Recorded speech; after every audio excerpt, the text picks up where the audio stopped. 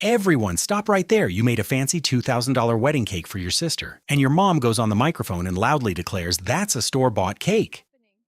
Hello, angry, extremely angry. Emily gritted her teeth and acted like a good daughter for 28 years, only to be treated worse than a stranger. But what's the beauty of this fateful scenario? Emily should have stayed and screamed for justice, but she didn't. She threw back the spare key, blocked family messages, and boarded a plane to Paris. Ironically, those who deliberately tried to bring Emily down inadvertently provided the impetus for her to become a talented chef with international acclaim. A move that backfires on the opponent's own side couldn't be more satisfying. Observation point: a ceremonial gathering. The confectionery centerpiece, a 3-tiered structure, represents a significant investment of labor. 3 sleepless nights by the subject, Emily. The object serves as a physical manifestation of her bid for familial validation.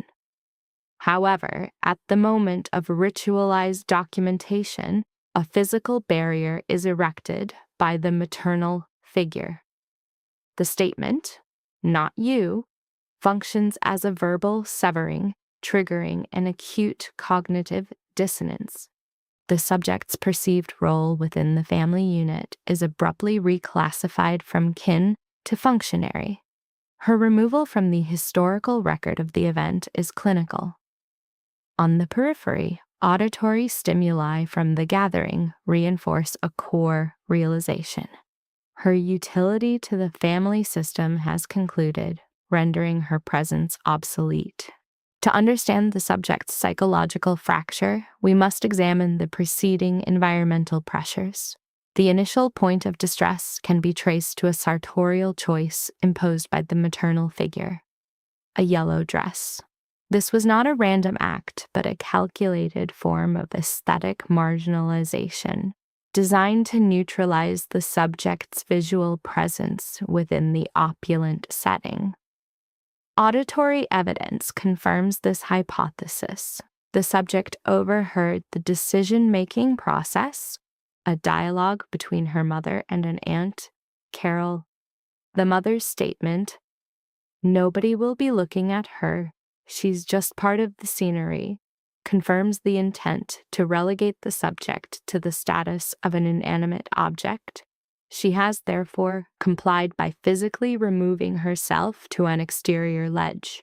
The subject exhibits physiological signs of acute emotional distress, evidenced by tear tracks displacing cosmetic applications. Her cognitive process is an attempt to reconcile 28 years of effective output with the family's purely utilitarian valuation of her. The rhythmic sound from within the venue highlights her exclusion from a communal sense of belonging. The subject fixates on a specific memory: being denied a traditional dance with her father at her own wedding, an event boycotted by her parents due to their disapproval of her spouse, Daniel. The subsequent dissolution of that marriage was met not with maternal support, but with narcissistic validation. "I told you so." A communication device in her hand displays 3 incoming calls from a male contact. A recurring pattern of initiated and aborted action suggests a profound internal conflict. Initiating contact with the male signifies a potential break from established behavioral patterns. It is perceived by the subject as a form of surrender, an admission of failure in her protracted conflict with the family unit. This conflict, however, is not a singular event, but a chronic siege of microaggressions. Her historical response has been one of placid compliance, the good daughter persona, a survival mechanism. This persona requires absorbing psychological damage without protest. It manifests in producing elaborate peace offerings, like the cake, and accepting the erasure of her own contributions. The act of calling the male contact is therefore a significant deviation.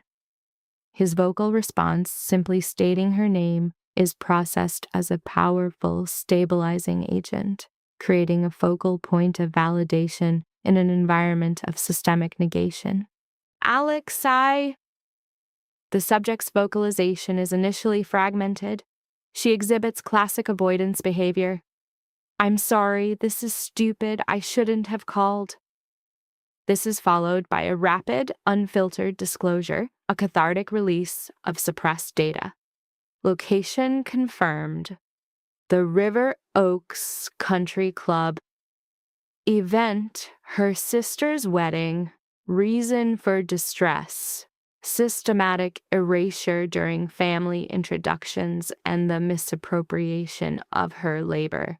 She reports her mother attributing the cake to a commercial entity, Buttercup Bakery.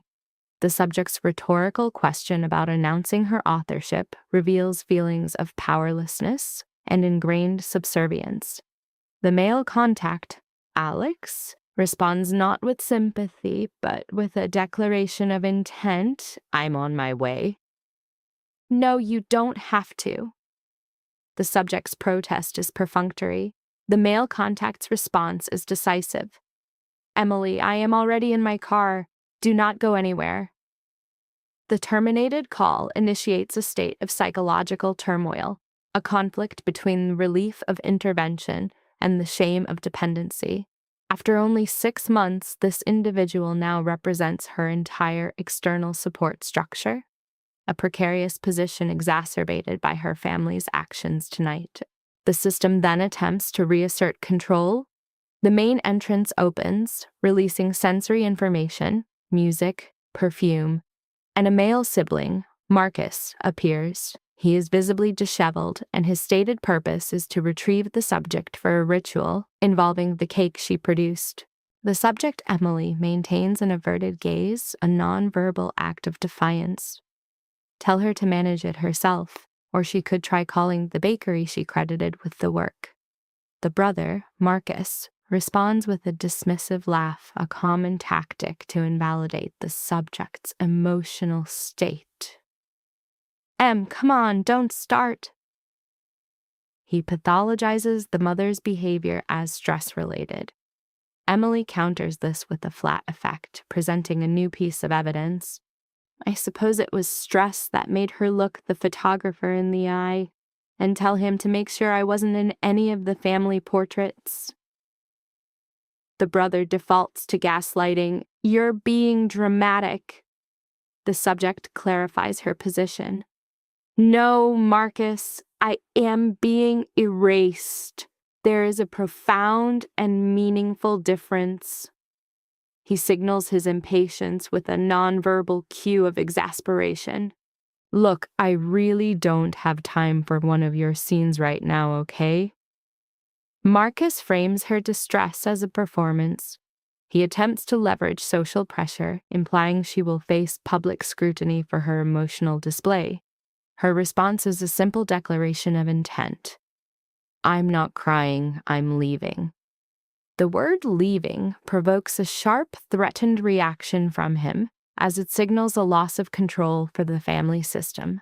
She then confronts him with data. She queries whether the bride, Melissa, has engaged in any social interaction with her. The answer is negative.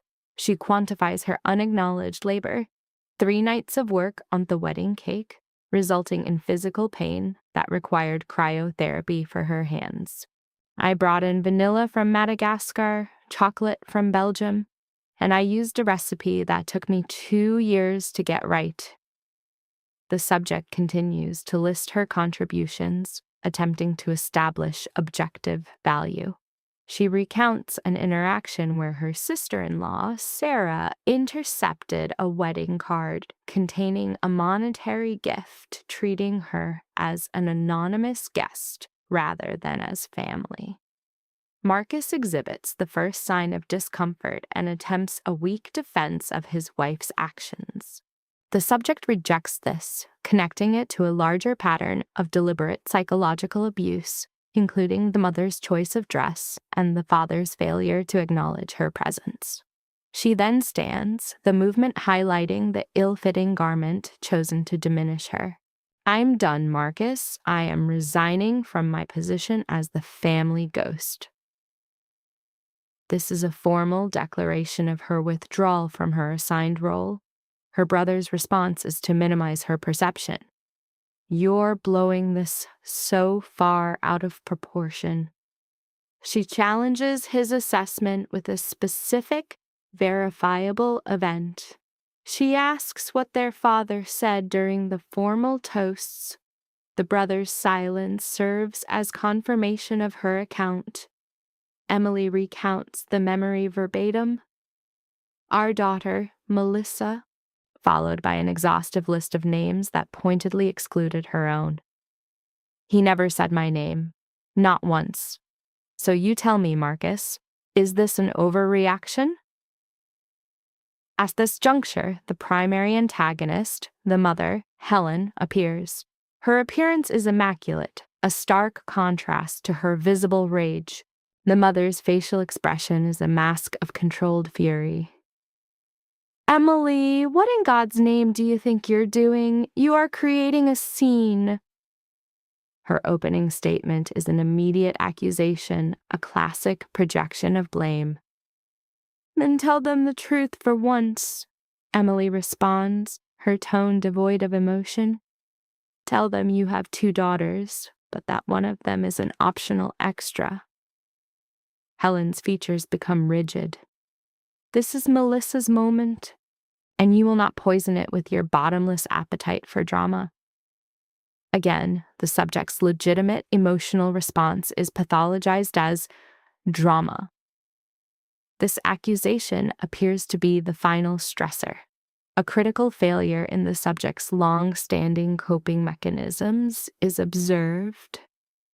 I made her cake, mother, for free. 3 tiers, a custom design.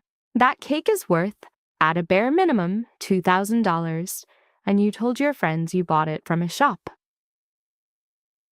The subject quantifies her financial and artistic contribution. The mother's response is a direct and brutal devaluation. We could hardly tell them that my daughter, the failed artist, was responsible, could we? What on earth would they think? The cruelty of the statement induces a momentary state of shock in the subject, rendering her speechless. Into this silence, a new auditory stimulus is introduced. The sound of an approaching high-end vehicle. The mother's attention is immediately diverted. Who is that? Emily's reaction is the opposite. She does not need visual confirmation. She recognizes the engine's sound. A genuine smile appears, indicating a significant emotional shift. That's, she states, is my ride. Her allegiance has been successfully transferred. Your ride? The query from the subject, Helen, presents with an inflection of acute disbelief.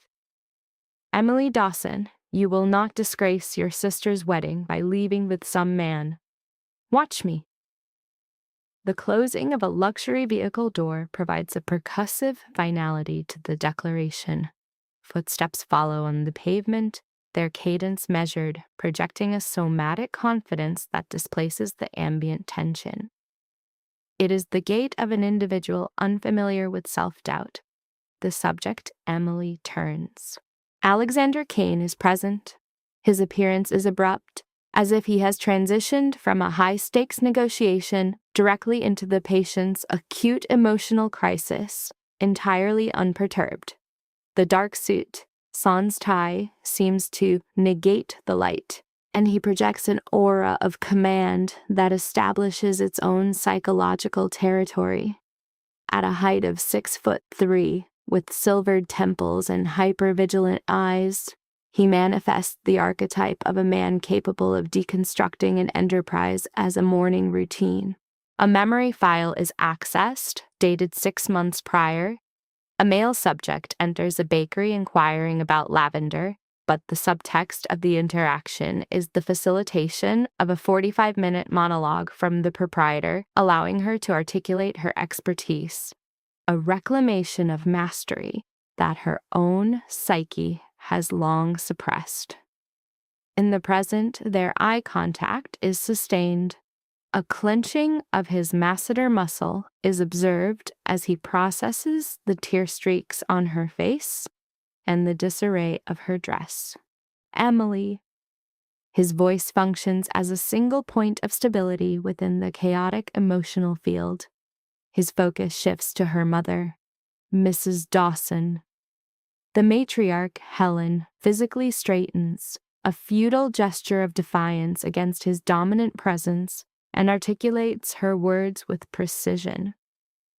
I don't know who you think you are, but this is a private family crisis. Alexander Kane. He makes no move to offer his hand. I'm here for Emily.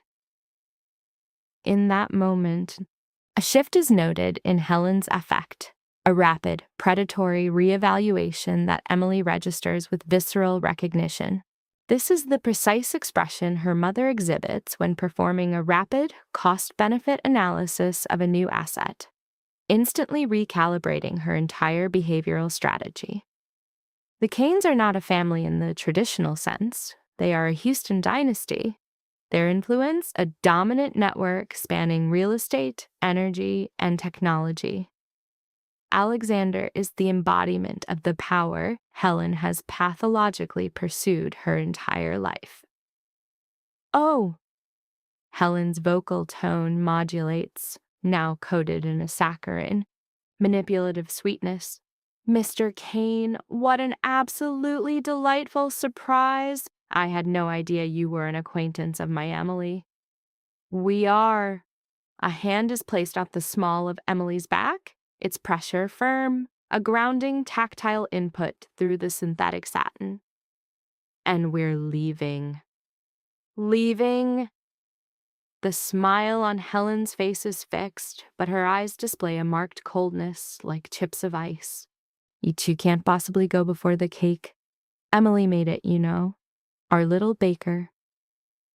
Your little baker, Alexander repeats, his diction slow, each word delivered with clinical emphasis, was standing over there, alone and crying, because her own family unit had her systematically excised from her sister's wedding photographs. So yes, we are leaving now. The ambient temperature of the room appears to drop by several degrees. The brother, Marcus, steps forward, assuming his archetypal role as the system's enabler and peacekeeper. Look, I'm sure this is all just one big misunderstanding. I'm quite certain it's not. Alexander's tone is flat, a display of chillingly detached civility that is more threatening than any overt aggression. I believe Emily has endured years of being conditioned to feel insignificant by the very individuals who should have been her primary support structure, and I believe that conditioning ends tonight. A dark mottled flush, a clear physiological stress response, spreads up Helen's throat. How dare you storm into my daughter's wedding and, Mom! The single word interrupts the escalating confrontation. The bride, Melissa, is present, a figure in white lace, her gaze shifting between the participants in this sudden, intense psychodrama. For a brief second, a flicker of hope is observed in Emily, a cognitive distortion suggesting her sister might finally validate their bond. Mom? Melissa repeats, her voice low. The guests are starting to ask about the cake. The statement reveals a complete lack of empathy, prioritizing social logistics over familial distress. It is a soul-crushing confirmation of her perceived status. With this, the last vestiges of Emily's trauma bond appear to disintegrate. Cut it yourself! A dissociated voice, her own, states. You're good at that, aren't you? Cutting me out. She pivots and ambulates toward Alexander's vehicle. The sounds of her heels on the flagstones a final, irreversible demarcation. The sounds behind her degrade into an indistinct cacophony of dysfunction. The matriarch's shriek, the enabler's placating drone, the sister's narcissistic complaint about creating a scene. Alexander is already holding the passenger door open. As she collapses into the leather interior, her reflection confronts her from the polished window. A ruin of cosmetics, a creased dress, and edematous, traumatized eyes. Her appearance is congruent with her internal state. Obliterated. Without verbal exchange, Alexander engages the vehicle. As they exit the club's perimeter, she observes her family, the summation of 28 years of failed attachment, diminish in the rearview mirror until they vanish. It is only upon entering the highway that she becomes aware of somatic tremors throughout her body. "I'm sorry," she vocalizes. "I am just so sorry. I never should have pulled you into this. Don't apologize. But you were probably in the middle of something vital, and I just dumped all of my wreckage on you. Emily." He does not elevate his volume, but the absolute command in his tone arrests her spiraling monologue.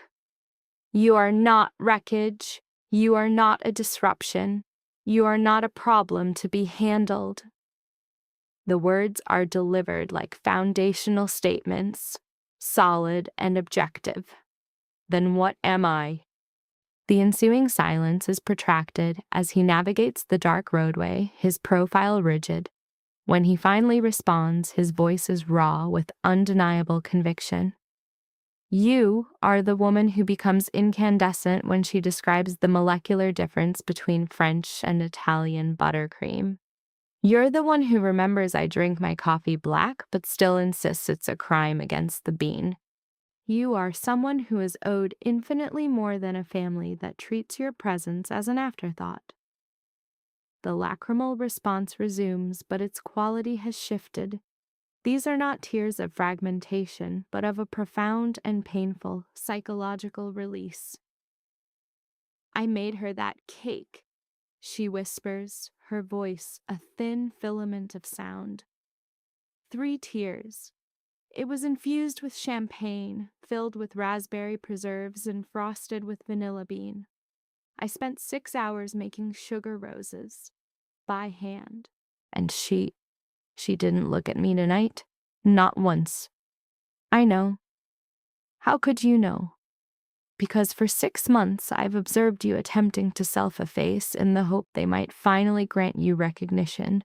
Every Sunday you return from their dinner emotionally depleted.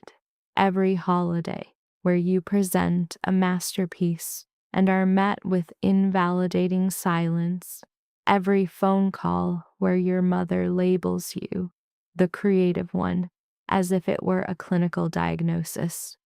His knuckles present as white at the steering wheel, a sign of suppressed aggression. I know because I have watched you contort yourself into smaller and smaller psychological shapes, trying to fit a space they never intended to create for you. Emily gazes out the window as the Houston skyline passes, a cold, remote constellation. When did it start? Alexander's question is quiet, yet it penetrates her defenses. "The moment you realized they loved your siblings with a quality of attention that was never allocated to you." The raw accuracy of the assessment is a fresh trauma. "I don't know," she confesses. "Maybe it was always there. Marcus was the golden son, the star quarterback, flawless grades, the scholarship to Rice. Melissa was the doll, the princess who could do no wrong, and I was the afterthought, the artist, the child with paint on the furniture and flour in her hair, who cared more about a perfect choux pastry than the SATs, and they punished you for it." Not punished. It was more like erasure or management. The patient's insight here is key. My mother would tell her friends I was finding my way when they asked about my bakery as if it wasn't a legitimate profession. as if 4 years of classical training at Le Cordon Bleu in Paris was some frivolous detour. She rubs at her eyes, smearing the dark makeup across her skin. When I opened my shop, my father asked when I would get a real job. Marcus told me I was wasting my potential. Melissa asked if I could do her wedding cake for free since I wasn't really doing anything important. The muscle ticking in Alexander's jaw is a hard, angered knot. And you said yes? Of course I did. She's my sister. I thought... Emily's voice fractures. I thought if I could just produce something so perfect, so beautiful they couldn't deny it, then they would finally be forced to see me. This is a classic manifestation of the trauma bond, the victim's belief that perfection will finally earn love from the abuser. And instead, he concludes for her, his tone devoid of any softness, they cut you out of the photograph. The statement hangs in the vehicle's interior, heavy and final. He brings the car to a stop before her building, a modest walk-up in Montrose that consumes the majority of her income from 70-hour work weeks. He shifts the car into park, the engine a low thrum in the quiet street. Do you want to know what I see? He asks. Emily shakes her head. Please don't. I see an entrepreneur who manifested a business from raw talent. I see a woman who trained under Jacques Mercier, one of the greatest pâtissiers alive, and repatriated that skill. I see an artist creating artifacts that integrate into people's most significant life event memories, and they have no concept of the discipline it requires. He turns in his seat, orienting his entire body toward her. I see a brilliant, compassionate individual who has been so profoundly conditioned to believe she is worthless that she permits small, ordinary people to reduce her to their own limited dimensions. They're my family. The classic defense of the enmeshed victim. They are the people you were born to.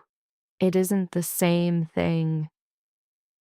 Emily's expression indicates she is at a psychological precipice, facing a terrifying new paradigm. Her entire life has been structured around a single cognitive schema. That blood is an unbreakable contract. That one owes a debt to one's parents for the fact of existence. That sibling love is a duty, even in the face of consistent devaluation. Observation notes: in the enclosed environment of the male subject's vehicle, the female subject, Emily, displayed clear physiological markers of acute emotional distress, degraded cosmetics, tear stains. Her attire was noted as disheveled, consistent with a traumatic social event. She reported a total absence of affirming emotional stimuli within her family unit, contrasting it with the novel sense of validation and security provided by Alexander, a recent acquaintance. She vocalized her dependency, stating, "I don't know how to cut them off. They're all I have." The male subject countered with a classic reframing tactic. "No," he stated with firm finality. "They are all you have ever allowed yourself to have. The difference is everything." This statement, while accurate, serves to shift blame to the victim. The subject's cognitive dissonance was palpable. He terminated the vehicle's engine. "I'll walk you up." Her protest was immediate. "You really don't have to." A direct gaze followed. "Emily, stop trying to take up less space in the world than you've earned." The ascent up 3 flights of stairs proceeded in silence, marked only by their synchronized footsteps. This moment presented a critical intersection of 2 disparate realities. One, the subject, fumbling for her keys with pronounced tremors, her anxiety presenting as a palpable entity in the corridor. Her apartment, once breached, served as a topographical map of her own self-worth when contrasted with an individual of Alexander's perceived status. A single bedroom, a kitchen with minimal clearance, furnishings that indicated significant financial struggle. It was, however, her territory. Alexander's entry was not that of an evaluator, but an observer. Anticipating a polite withdrawal, the subject was instead met with an unexpected maneuver. He draped a suit jacket, its value likely exceeding her monthly rent, over a worn armchair. He issued a directive. "Sit, I'm making tea." Her objection was preempted by his direct social challenge. "Emily, if you say, 'You don't have to again,' I may actually go insane. Where is the kettle?" In this calculated demolition of social scripts, an involuntary, genuine laugh was elicited from the subject. Cabinet next to the stove, the tea is in the tin right beside it. From the sofa, she observed his movements with the constricted kitchen space. He demonstrated an unnerving efficiency, locating all necessary items, mugs, tea, even a hidden supply of honey, with a self-assurance indicative of a deeply integrated sense of control. There was no extraneous motion. "How are you so calm?" the subject inquired. "Calm about what?" "This," she gestured, encompassing the situation, making a decision and just seeing it through, without all the second-guessing, the constant worry about what someone might think. As Alexander prepared the infusion, the aroma of chamomile introduced a soothing olfactory stimulus into an environment defined by stress. "I burned my 20s trying to be the son my father wanted," he disclosed, his back turned to her. "I built his company, dated the women he approved of, and lived the life he'd planned for me." He constructed a narrative centered on a death, not of a person, but of the persona he had maintained for a decade, triggered by the death of a stranger. This is a powerful manipulation tool, creating a manufactured trauma bind. He delivered the mug, ensuring brief physical contact as their fingers touched. "So I just walked away," he continued, settling into her armchair, claiming the most worn, personal space as his own. "I stopped the performance. The real people stayed. The parasites fell away, and I learned how to let them." "Just like that?" she responded, her voice low. "No, it was hell, an absolute war. But yes, in the end, I chose myself over their approval, which is exactly the choice you're facing right now." The subject clutched the warm mug, a clear transference object for the comfort she sought. "But what if I make the wrong choice?" This question reveals the depth of her conditioned helplessness. "It is never the wrong choice," he countered, his tone low and steady, a hypnotic anchor, "to choose yourself over the people who cause you pain." The statement was engineered to trigger a deep-seated cognitive shift. They sat in the ensuing silence, consuming the tea, while the ambient sounds of the city of Houston provided an auditory backdrop. Finally, Alexander initiated his departure. "I should go. Give you room to think." "Thank you," Emily whispered, a response encompassing multiple unspoken events. At the door he paused, his hand on the knob, and looked back. 6 months ago, I walked into a little bakery because I heard they had the best croissants in Houston. The woman behind the counter didn't see a customer. She saw a person. She asked me what I was celebrating. Then she gave me a 20-minute lecture on the physics of laminated dough. His gaze locked with hers, a nonverbal communication of immense weight. This is a classic example of idealization framing her mundane professional passion as extraordinary genius. That woman was a firework. And I've spent every day since then trying to find a way to show her the person I saw that afternoon. This triggered a visible physiological response in Emily's throat.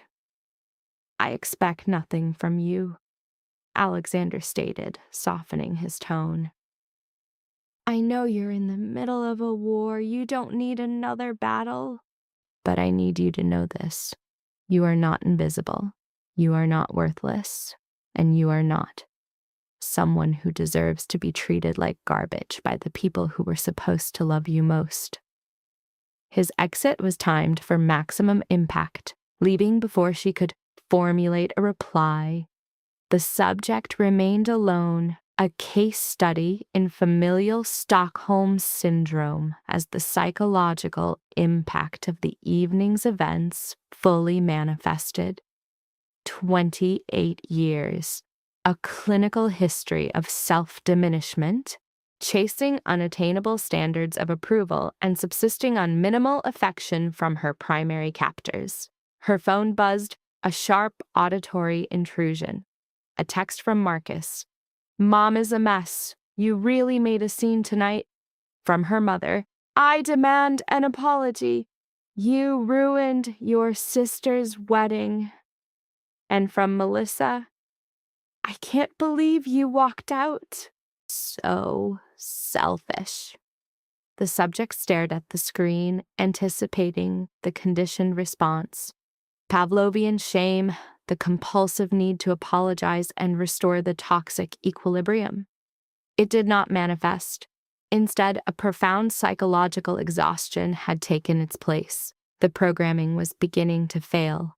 She was tired of apologizing for her existence, of attempting to earn a love that should have been unconditional.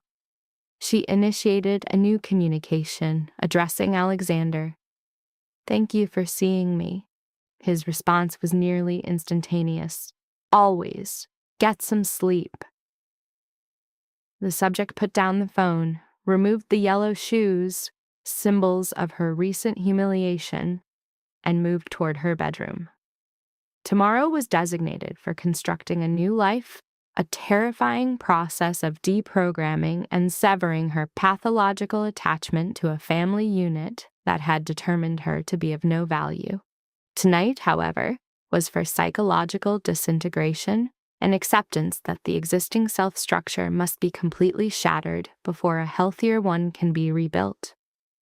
Emily Dawson was ceasing to be a victim broken by hands that lacked the capacity for care. The following morning, Emily awoke with a pressure mark on her cheek and the phone's vibration emanating from the floor. Sunlight created stark patterns through the blinds. For a brief, memory-free instant, her identity was null. Then, the previous night's trauma returned. The wedding, the dress, her mother's face registering shock as Alexander deployed truths like munitions, followed by the barrage of text messages, each a vector for psychological poison. The phone vibrated again. A fleeting, aggressive impulse was noted to propel the device through the window. She instead retrieved it. 17 missed calls, 32 text messages, a concentrated campaign from her mother, several from Marcus, and a single manipulative summons from Melissa. We need to talk. The subject deleted all communications unread, a significant behavioral shift. She then dialed her bakery, preparing to deviate from a 3-year pattern of perfect attendance. Her assistant manager, Jenna, answered, her voice betraying the stress of the morning rush. Please tell me you're close. The Morrison pickup is at 11 and the raspberry coulis has vanished. Walk-in cooler, back left, blue label. The subject's voice was hoarse. Jenna, I need you to handle today, and maybe tomorrow I can't. A pause. Then the stress in Jenna's voice was replaced by concern. Are you okay? No, she admitted, the confession stark. But I think I'm going to be. Take the time, we'll manage. After terminating the call, the subject stared at the ceiling, unable to recall a prior instance of ceasing work for purely psychological reasons. The bakery represented her entire identity.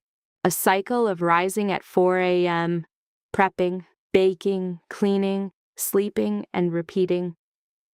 Sundays were for obligatory family dinners, where her visible exhaustion from running a business would be met with passive-aggressive criticism from her mother. Her phone rang once more. An unrecognized number. Hello? Ms. Dawson? The voice was female, professional, incisive. My name is Patricia from Occasions magazine. We're doing a piece on rising stars in the Houston culinary scene, and your name was brought to our attention. Is now a good time for a possible interview. The subject sat bolt upright, a rapid postural change inducing temporary vertigo. I'm sorry, what? The feature in their spring edition for Sweet Haven Bakery.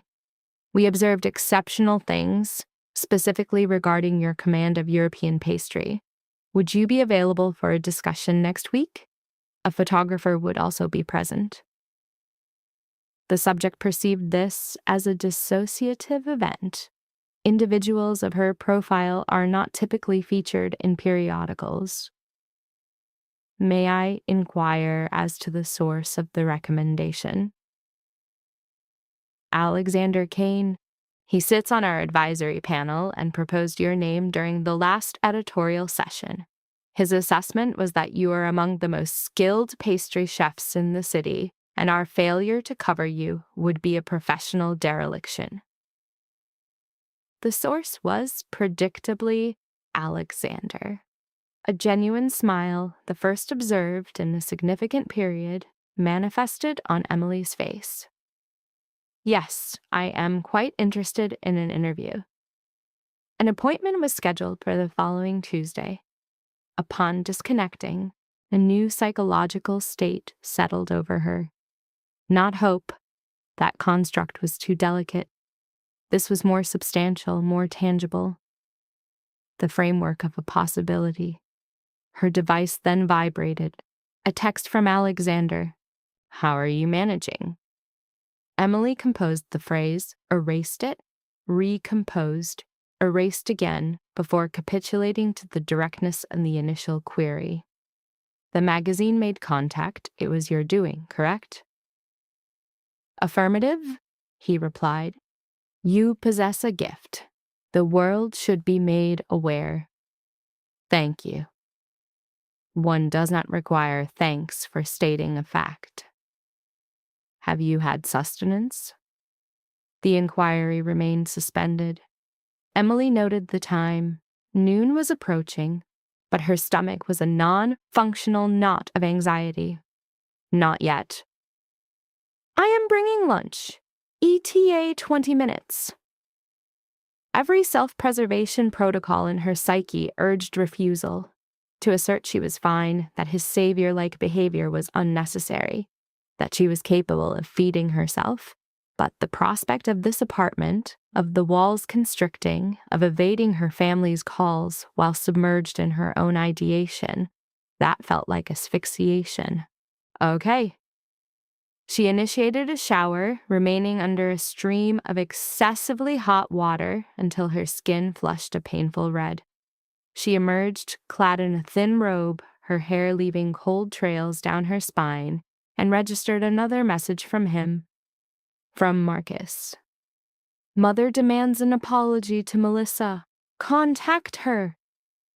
Emily propelled the phone onto the unmade bed as if it were a biohazard and began searching for attire.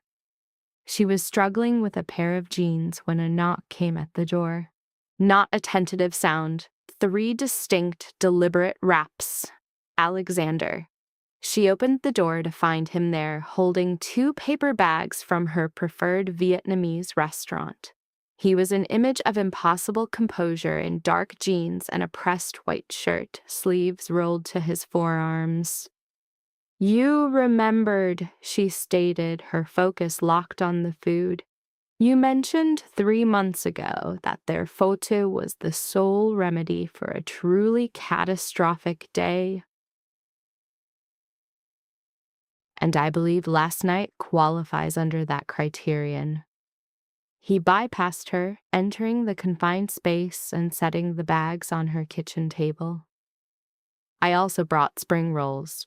You exhibit a pattern of ordering them, claiming you are sated, and then systematically consuming the entire portion the moment you perceive my attention is elsewhere. A slow flush spread up her neck. That is a categorical falsehood. It is 100% factual. The apartment, previously scentless, was now permeated with notes of starry anise and fresh mint as Alexander unpacked the contents. Sit, consume. You are remarkably authoritarian, and you find that characteristic appealing. He was objectively correct, though she would never provide verbal confirmation. They ate in a silence that felt substantial and secure, a peculiar contrast to the soup scalding her tongue. A thermal sensation she could register but not taste through the lingering numbness of the prior night's trauma. Alexander's consumption was minimal. His focus was directed entirely at her, an intensity so absolute it felt as though it could deconstruct her to the bone, exposing every nerve. "Your mother contacted me this morning," he stated at last. The spoon fell from her grasp, striking the bowl with a sharp sound. "She did what?" "Twice. She left 2 voice messages. The narrative was consistent. I had disgraced her family and was jeopardizing my own standing by associating with someone so unstable." His expression was a neutral mask, but his eyes had the cold reflectivity of tempered steel. The second communication suggested that if I were privy to the complete history, your alleged pattern of episodes, I would grasp that she was acting in the best interests of all parties. Oh God. Emily lowered her face into her hands. "Alexander, I am profoundly sorry. She had no right. Emily, look at me."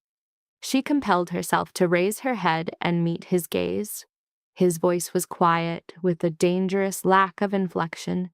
"Your mother is a virtuoso of this specific manipulation. She has conditioned you your entire life to believe your emotions are a personality defect and your needs are a form of betrayal. She is now attempting to execute the same strategy on me because you performed the one action she could never regulate. You left. Worse, you found an individual who recognizes her entire performance for the fabrication it is." She attempted to form a rebuttal. "She's not..." But the words dissipated in her throat. Because it was an accurate diagnosis, was it not? That was the script. Revise the past, control the narrative, and distort Emily's perception of reality until she begged for absolution for a transgression she never committed. What was your response to her? The question was barely audible. I informed her that my association with you was not and would never be a subject open for her commentary, that her conduct last night was repellent, and that any subsequent contact from her would be forwarded to my legal counsel as harassment. Emily's eyes widened. "You did not." "I most certainly did," he stated. "I then blocked her number." He calmly secured a piece of spring roll with his chopsticks. "In fact, I have blocked your entire family." Life is entirely too brief to field communications from people who perceive you as disposable. They're just gone? They are gone. Emily could only stare at him, this man who had entered her bakery 6 months ago, and had, through some improbable process, become the sole stabilizing element in her chaotic spinning world. The genesis was simple: a commercial exchange, the baker and the patron who purchased her croissants. He would inquire about dough lamination and proofing durations, and in his company, she discovered she could communicate free from the oppressive weight of expectation. She could breathe. He became a fixture during the quiet morning period preceding the main rush, their discourse meandering from sugar science to the structures of their respective lives. They discussed literature, destinations they wished to visit, the heavy burden of familial obligation, and the resolve required to construct a life for oneself when others anticipate your failure. She had no intention of forming an attachment to him. It was an ambush, the way her pulse would accelerate at the chime of her shop's door, the way one of his infrequent, unguarded smiles felt like the recovery of something precious and lost. But somewhere between debating the physics of a flawless pavlova and exchanging late-night messages about inconsequential matters, Emily had entered a territory for which she possessed no psychological maps.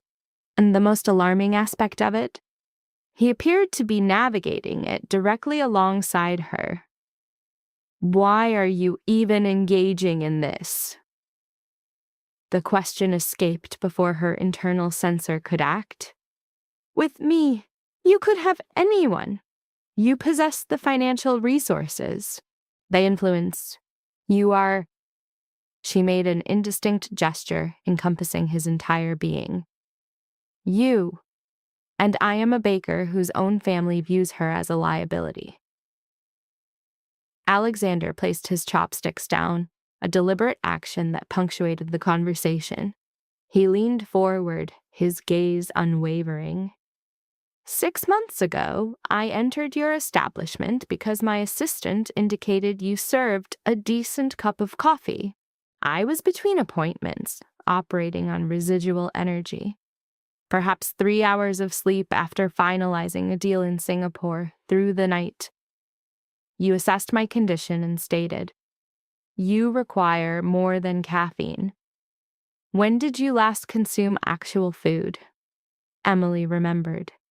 This imposing, impeccably dressed man in a suit that cost more than her monthly rent, looking as though he were held together by sheer will, and her professional instincts had simply activated. I made you sit, Zings, she recalled quietly. I provided you with soup and some bread from the back. You appeared to be on the verge of losing consciousness. I was, he affirmed. You then informed me that wealth cannot purchase wellness, and that if I continued my pattern of excessive work, I would be deceased by age 50, like every other overachiever with more ambition than sense. The faintest trace of a smile appeared on his lips.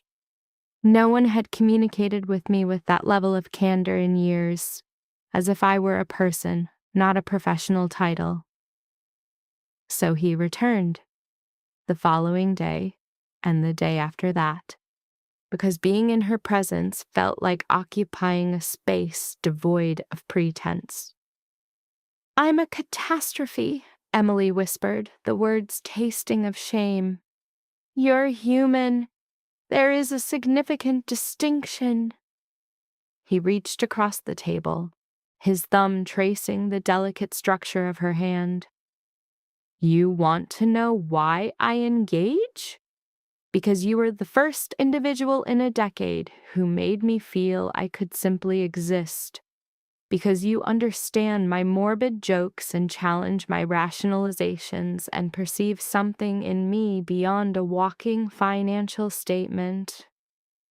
His grip on her hand tightened. Because you are brilliant and compassionate, and you search for the best in everyone on the planet except for yourself. Subject exhibits lacrimal response, verbalizing feelings of profound inadequacy. I don't know how to do this. When prompted, she specifies the deficit, Let someone care. The subject's core belief system is revealed. She has internalized the narrative that she is disposable, a conclusion drawn from the behavior of primary attachment figures. What if I am? What if that's just what I am? The subject continues displaying symptoms of complex trauma, questioning her own psychological stability. What if they're right? What if I'm too much, too sensitive, too dramatic, just fundamentally broken? She cites the convergence of diagnostic language between her former spouse and her mother. That I overreact, that I make things about me, that I'm exhausting. Vocal tremors are noted on the final adjective. What if that's just the truth? A notable tension in the jaw of the external agent, Alexander, is observed. He counters her cognitive distortion with a factual inquiry. Did your ex-husband tell you that before or after he started sleeping with his paralegal? The subject displays a flinch response. I'm not saying that to hurt you, he clarifies, modulating his tone slightly. I'm saying it because you're doing it again. You're taking the blame for their failures of character. The agent offers a clinical assessment of the subject's past and present abusers. Daniel was an insecure man who married you because your light made him look bright, and then he hated you for it because he couldn't stand being in the shadow. He then analyzes the family unit. Your family is so obsessed with the illusion of perfection that your success, on your own terms, is a threat to their entire narrative. Both of those truths are about them, Emily. They have nothing to do with you. The subject perceives this as oversimplification. You make it sound so simple. It isn't simple, it's clear, there's a difference. The interaction concludes with a final, firm, tactile gesture before he withdraws contact. But you have to decide who you're going to believe, them or me. You can't live in both worlds. Either you are what they say you are, the dramatic, difficult, broken one, or they are. Only one of those versions of the truth lets you do more than just survive. It lets you live. Responding to this psychological pressure, the subject instinctively assumes a fetal position on the sofa, a clear nonverbal signal of distress and self-protection. The agent observes this, a flicker of anguish noted in his own facial expression. I'm scared, the subject articulates, her voice muffled by her posture. If I cut the cord, if I really, truly do it, I'll have no one left. You'll have yourself, he counters, his tone softening, and me, if you want me. You have Jenna, who called me last month, wondering if I knew you were skipping meals again during wedding season. You have half your customers who ask after you like you're their own blood. A deliberate pause allows the data to be processed. You are not alone, Emily. You've just been trained to believe the only people who matter are the ones who cause you the most harm. The subject's mobile device activates, an auditory and tactile stimulus identified as an incoming call from the maternal figure. Emily allows the communication attempt to go unanswered. The subsequent silence is noted as profound. I don't think I can do this, she vocalizes into the void. The agent's response is immediate and grounding. Then borrow my strength until you can find your own. For a period, they sit in silence, observing patterns of light on the wall. A psychosomatic release appears to occur. A chronic 28-year-old knot of anxiety shows initial signs of loosening. The state is fragile, as a lifetime of conditioning cannot be reversed by a single intervention. Yet a fuller respiratory pattern is observed. The agent then redirects the session. Tell me about Paris. Emily appears momentarily disoriented by the shift. What about it? You were there 4 years. I've known you 6 months, and you've spoken of it maybe 3 times. Always like it was nothing. You apprenticed with Jacques Mercier. That man doesn't take just anyone. So tell me about Paris. To her own apparent surprise, a genuine smile reflex is observed on the subject's lips. You really want to hear about it? I wouldn't ask if I didn't. The subject then begins a detailed recollection. She describes a period of intense professional development and communal living, recounting shared finances for sustenance while pursuing mastery of a single pastry. She characterizes her mentor, Mercier, as a dualistic personality, a certified tyrant, and an undeniable genius, citing an incident where an entire batch of macarons was discarded for a 3mm dimensional error. She recounts post-shift decompressions walking along the Seine, exhausted after 16-hour workdays, consuming street food, and experiencing a sense of self-actualization absent in her home environment. So, why did you come back? Alexander asks. The question is designed to pinpoint the traumatic event. The subject's positive affect extinguishes instantly. The narrative shifts to the foundational trauma, a paternal cardiac event weaponized by the maternal figure via a transatlantic communication. The summons was not a request, but a moral indictment, reframing the subject's ambition as pathological selfishness. She complied, she repatriated. In the gap between the fabricated crisis and the clinical reality, the career trajectory she was constructing was systematically dismantled. The bakery was not a proactive choice, but the result of inertia following a derailed life path. Her regret is not for her current life, but for the manipulated circumstances that created it. The emergency was a fiction. A minor cardiac incident was inflated into a terminal diagnosis for which she sacrificed her final year of training and her professional network only to be met with her father's confusion. He had never requested her return. This invalidation was compounded when her mother dismissed her professional passion as mere theatrics amidst the manufactured family crisis. Alexander apprehends the insidious architecture of the sabotage. They engineered a crisis to force her return, then imposed guilt upon her for reacting to the very trap they had constructed. A hollow, bitter laugh escapes the subject. It is the sound of a horrifying cognitive shift. The bakery is thus revealed as a paradoxical coping mechanism, an attempt to salvage her dismantled training and translate her skills into a language her parents might value: commerce. If she could produce a profitable entity, she might secure their approval. When asked if the strategy succeeded, the subject recalls a litany of evidence.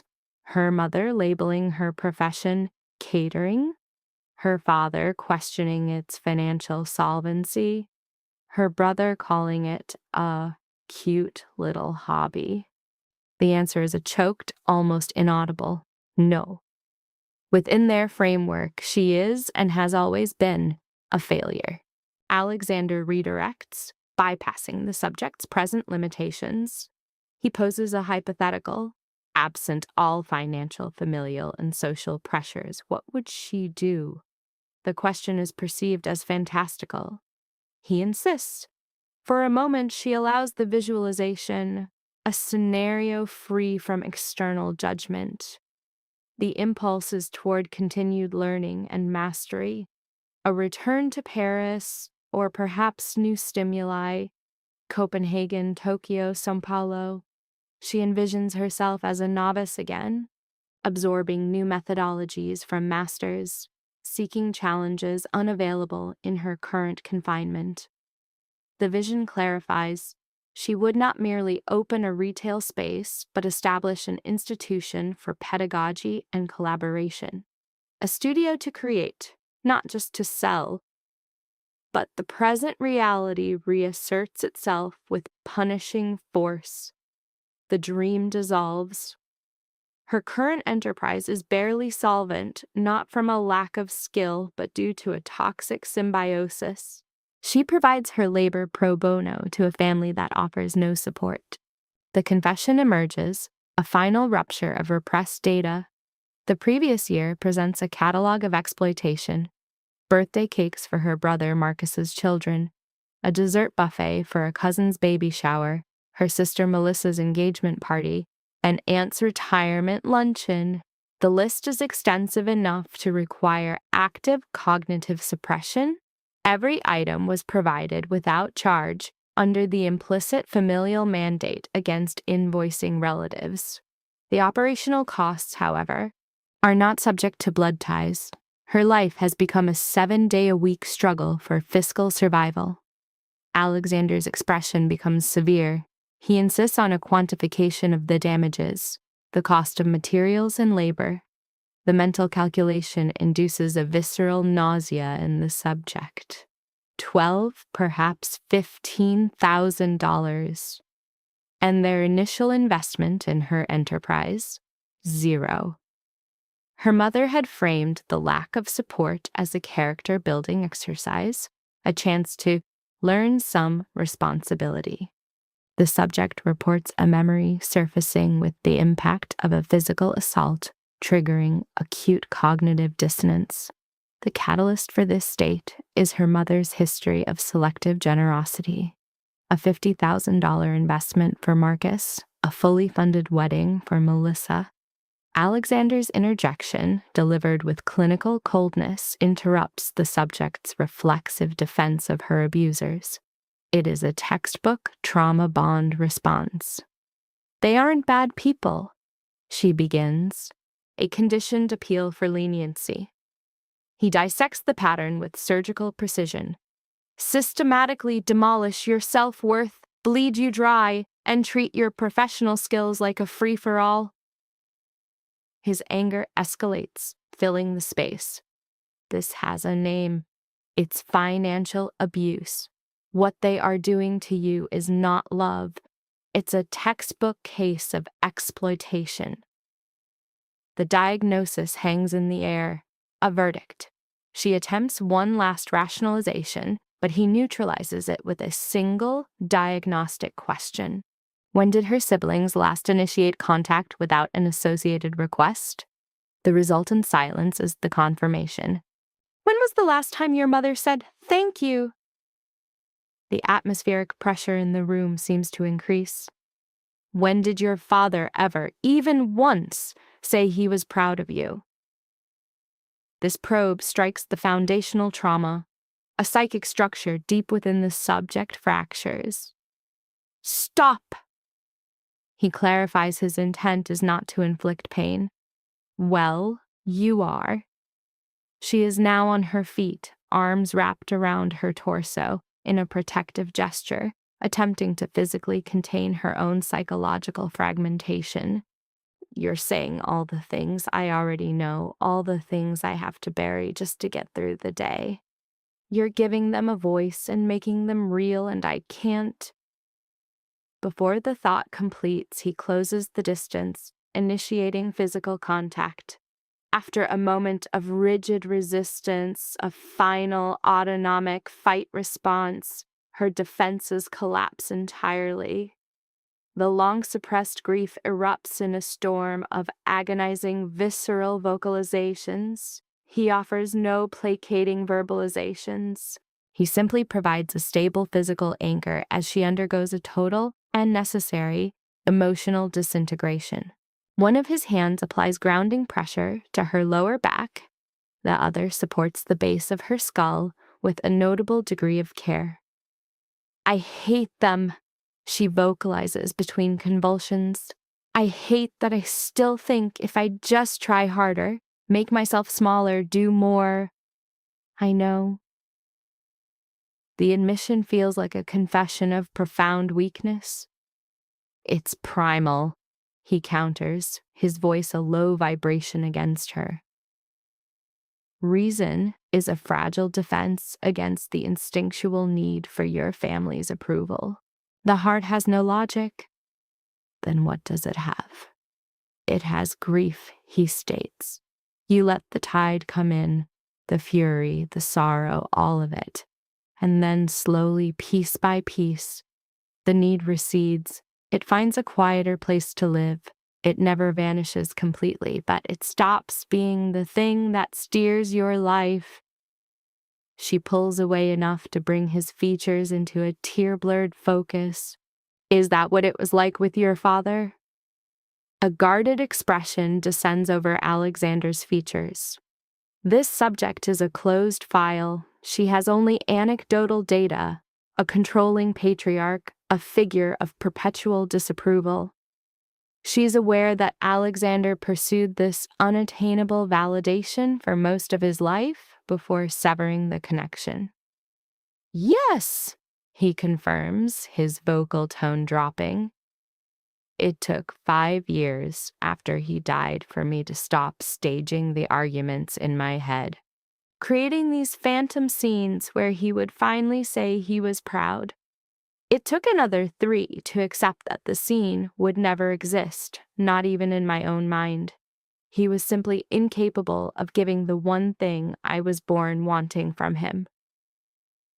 To the subject, this presents as a tragedy.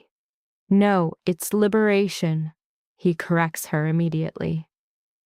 The moment I accepted, truly accepted, that nothing I could ever be would be enough for him was the moment I was finally free from the compulsion to try. I began to live for myself. His thumb moves with deliberate slowness, wiping moisture from her cheek. It was the best thing I've ever done. She leans into the contact, an unconscious proximity-seeking behavior.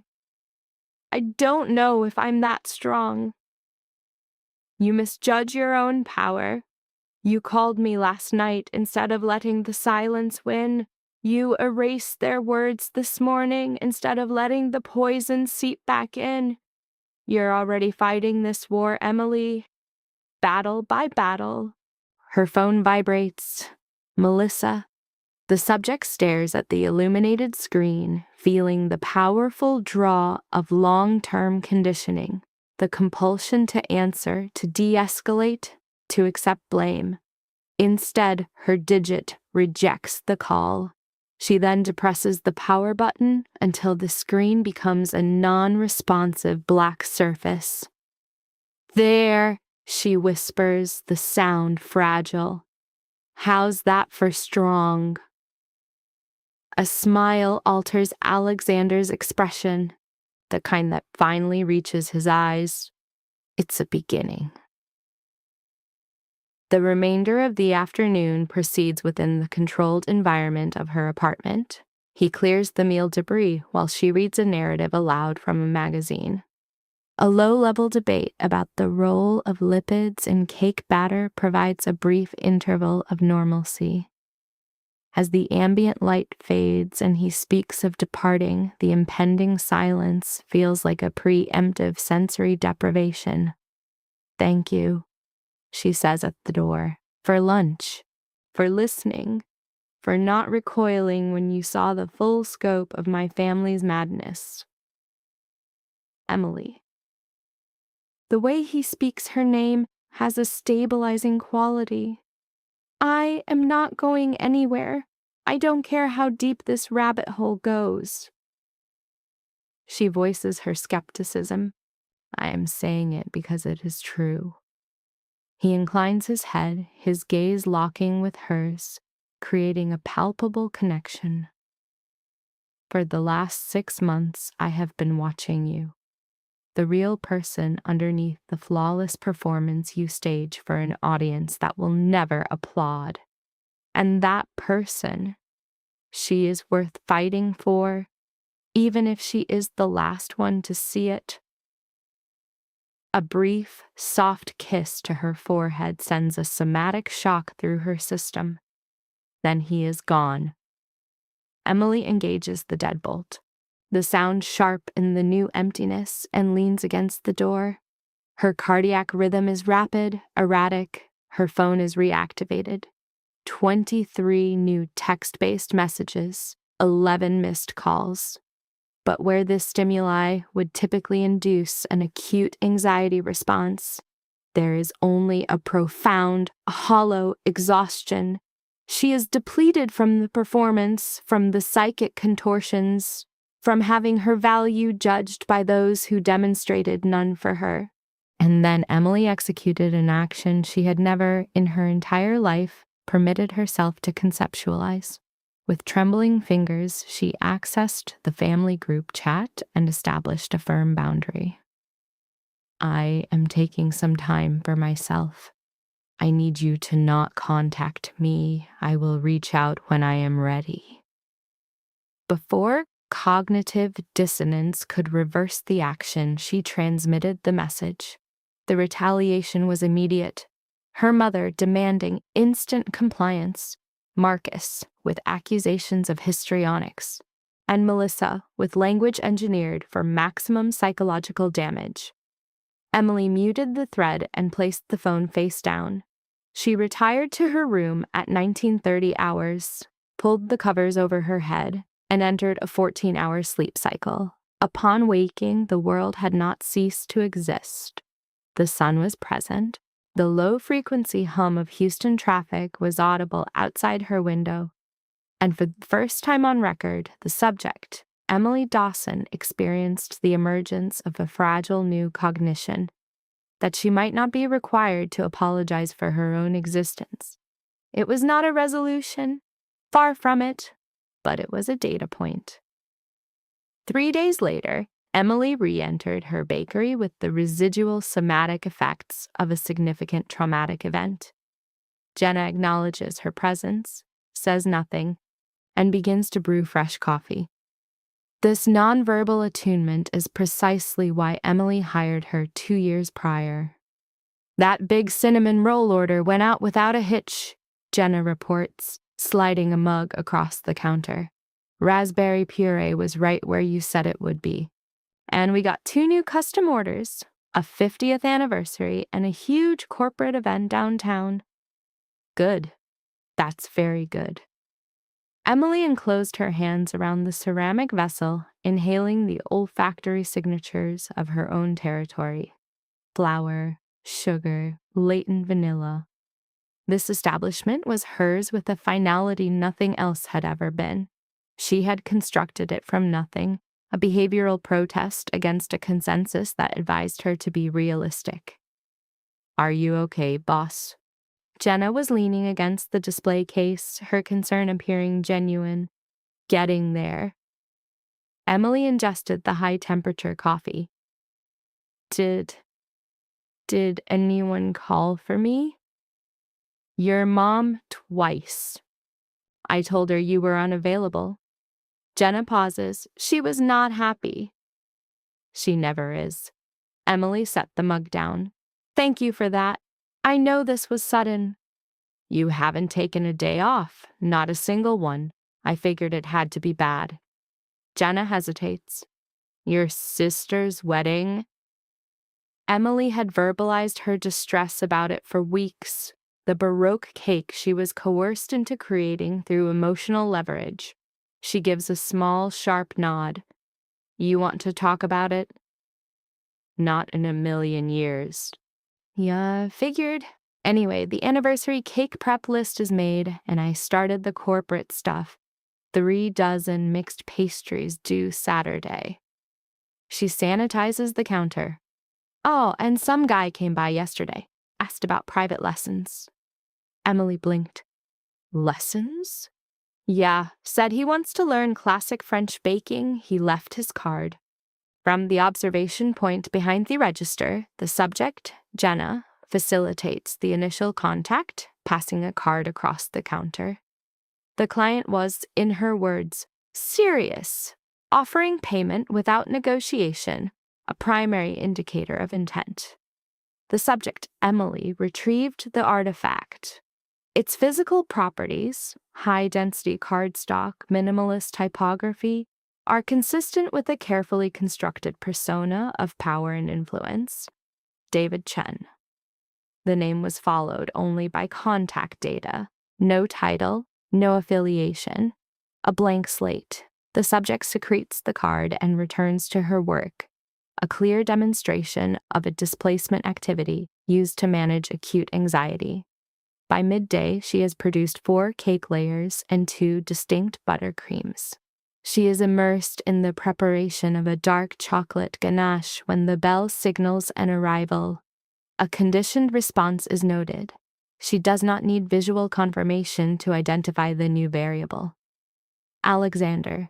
His entrance measurably alters the room's atmosphere, a common phenomenon with dominant personalities. "You're back," he observes, his vocal tone low. "I couldn't stay gone forever." Emily risks a glance. He remains near the entryway, his presentation meticulously composed. Dark jeans, a charcoal sweater. "Shouldn't you be out conquering a small country or something?" she asks, employing sarcasm as a defense mechanism. "It's called delegating. You should try it." He approaches the counter, his gaze analytical, searching for signs of psychological fracture. "How are you? For real?" "Honestly, I have no earthly idea." Emily reverts to her task, the whisking motion escalating in force, a physical manifestation of internal agitation. "I keep waiting for the other shoe to drop, the breakdown, the catharsis, the rage, something. But there's just quiet. It feels hollow, like I've used up my lifetime supply of feelings and now I'm running on empty." That's the shock setting in. Her self-diagnosis is textbook depersonalization, a common trauma response. "And is there an estimated time of arrival for when I stop feeling like I'm watching a movie of my own life?" "A few weeks, maybe more. It depends how much you face what happened instead of burying it." He leaned forward, closing the space between them until the olfactory stimulus of his cologne became a deliberate cognitive distraction. "Have you heard from them?" she inquires, a sign of her continued psychic enmeshment with the family unit. "Jenna said my mother called the bakery twice. That's on top of the 73 texts on my phone that I am actively ignoring." The subject transferred the ganache to a new container. "And Marcus came to my apartment last night." A visible physiological change occurs in Alexander. His posture becomes rigid, a predator's stillness. What did he want? "I didn't open the door." He banged on it for maybe 10 minutes, then shoved a note under it. Something about me ripping the family apart. How my mom is having chest pains because of the stress. This is a classic application of guilt-inducing manipulation using feigned medical distress. She cleans her hands on her apron. "I threw it out before I finished the first sentence." "Good."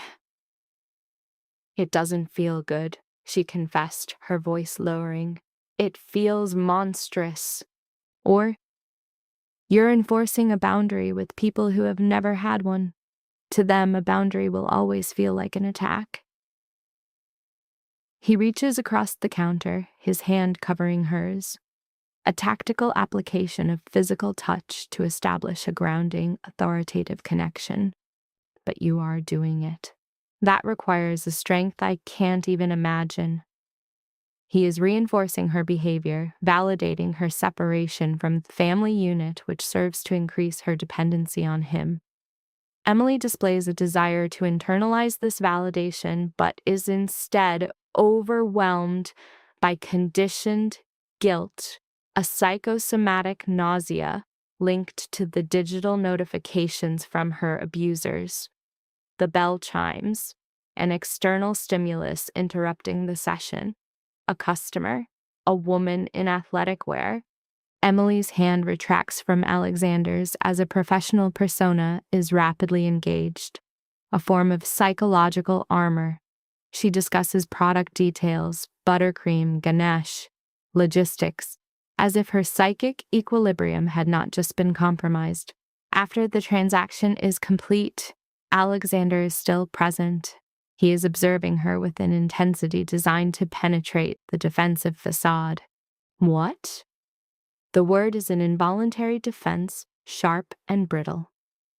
You're extraordinary at this, he says, his voice low and targeted. This part, how you make the customer feel centered. It is my job. It's more than that. You make them believe their small moment of joy is the most important event in the world.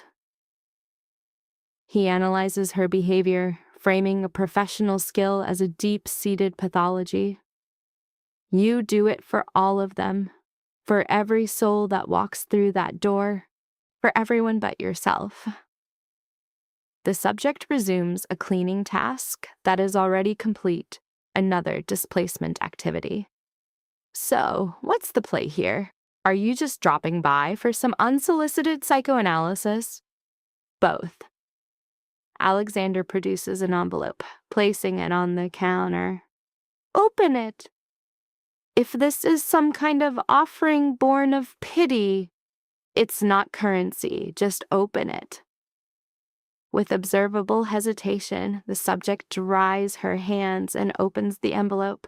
Inside is a single airline ticket, Houston to Paris. Departure date is in 2 weeks. The return is open-ended. The subject exhibits signs of cognitive paralysis. What in God's name is this?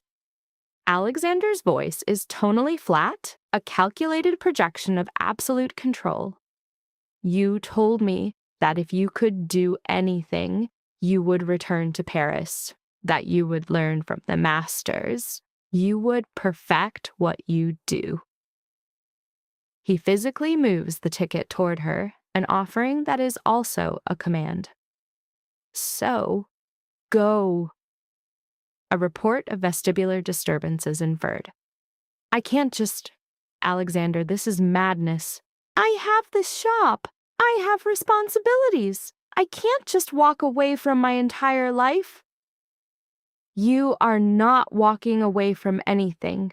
Jenna has the shop perfectly managed. I spoke with her. The subject's head jerks upward, her eyes widening. This revelation is a profound psychological shock. You did what? She called me yesterday. She said you have been burning yourself down to the foundations for years, and if anyone deserved a true escape, it was you. She asked if I would help.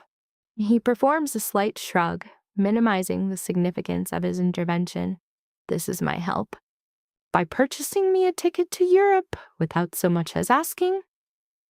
By providing you with an option, a way out. You are not obligated to take it, but the door is now open. The subject stares at the ticket, experiencing a conflict between conditioned fear and a nascent hope. Paris. The location represents a path she abandoned due to familial coercion. The family unit required not her presence, but her submission. I can't not afford this, she whispered, the excuse a product of ingrained feelings of unworthiness. It's not a loan, it is a gift. Alexander, stop!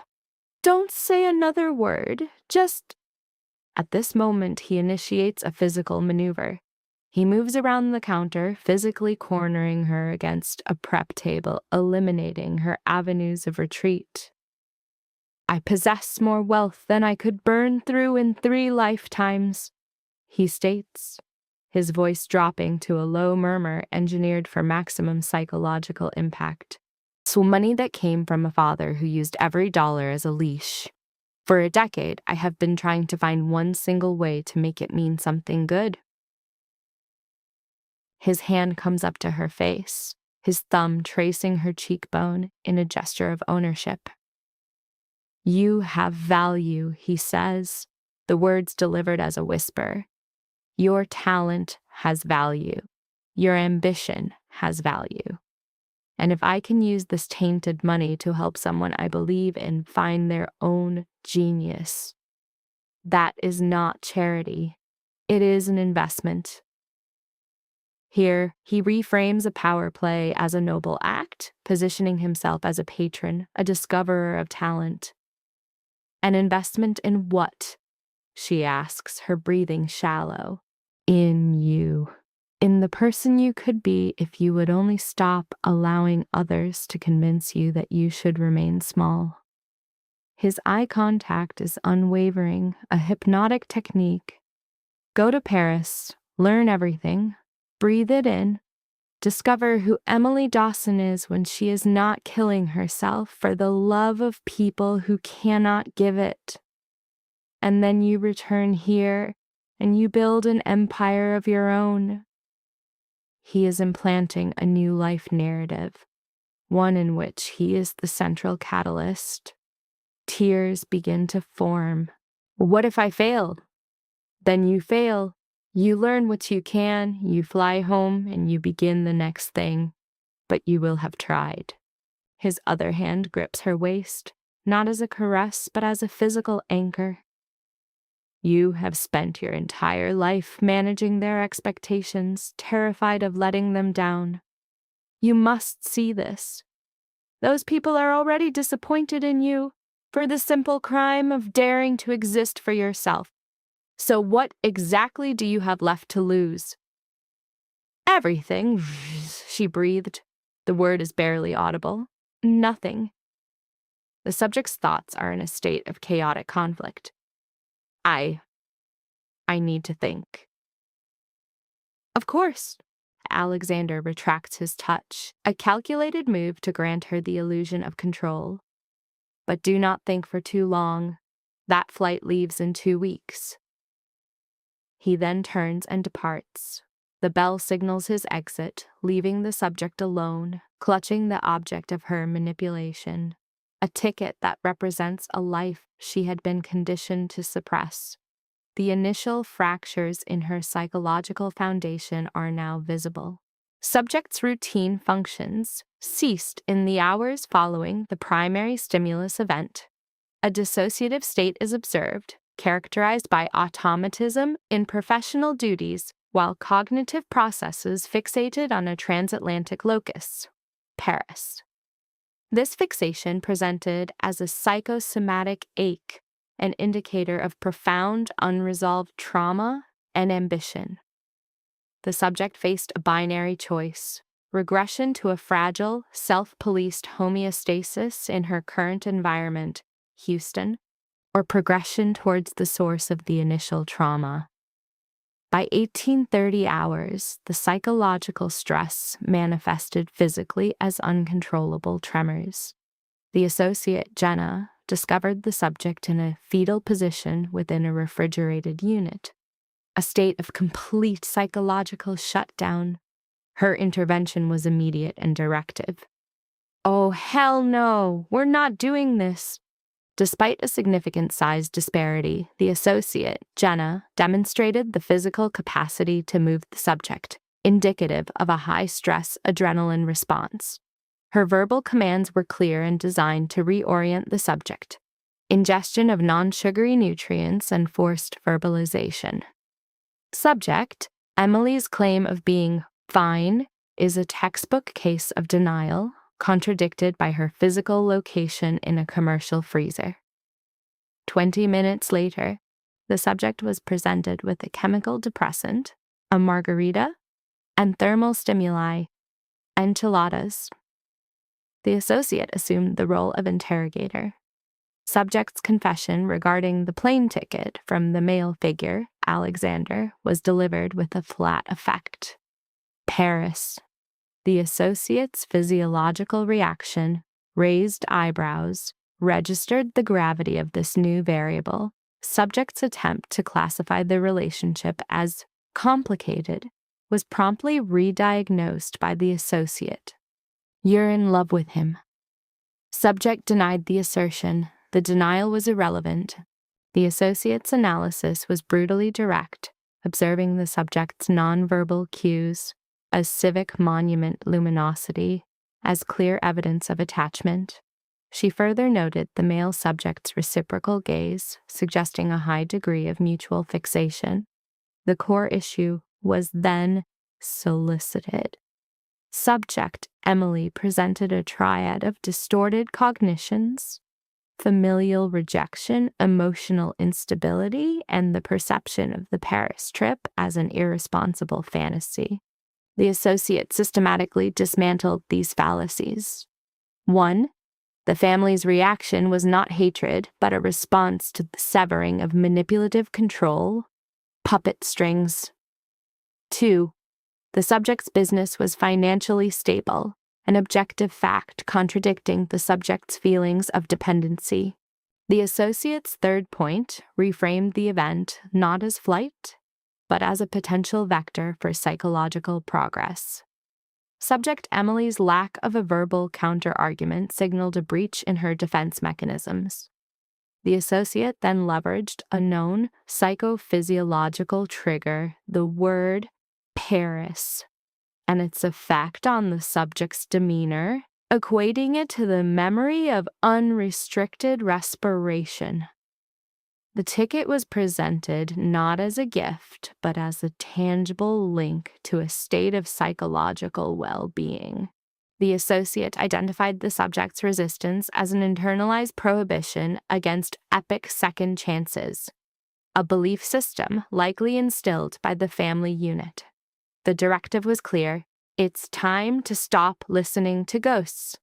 A clinical instruction to discard maladaptive, introjected narratives. The subject's internal monologue revealed the core pathology, a deeply ingrained imposter syndrome. She questioned the very reality of her professional talent, framing it as a delusion constructed to justify a past sacrifice. This is a classic symptom of sustained psychological manipulation.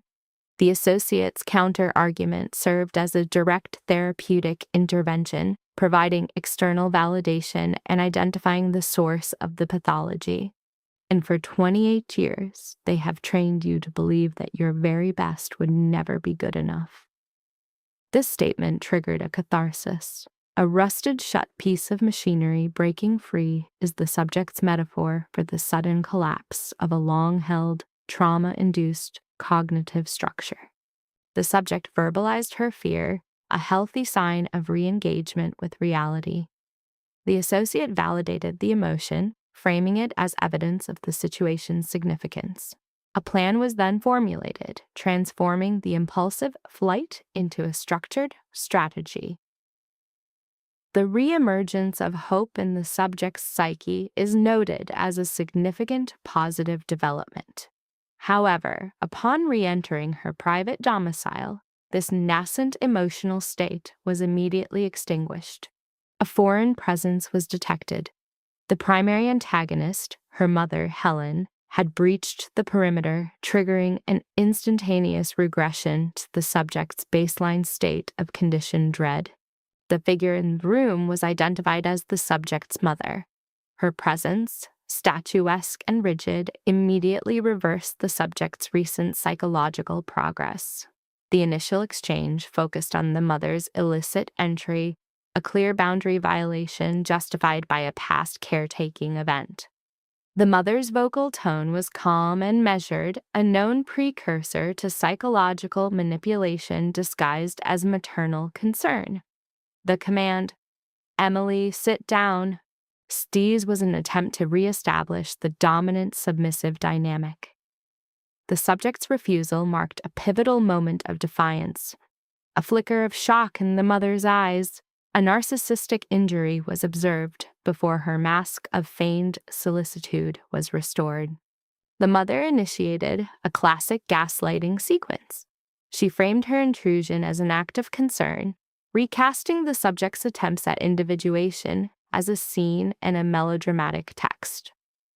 She then revealed she had interrogated the associate, Jenna, pathologizing her support as the product of an impressionable mind.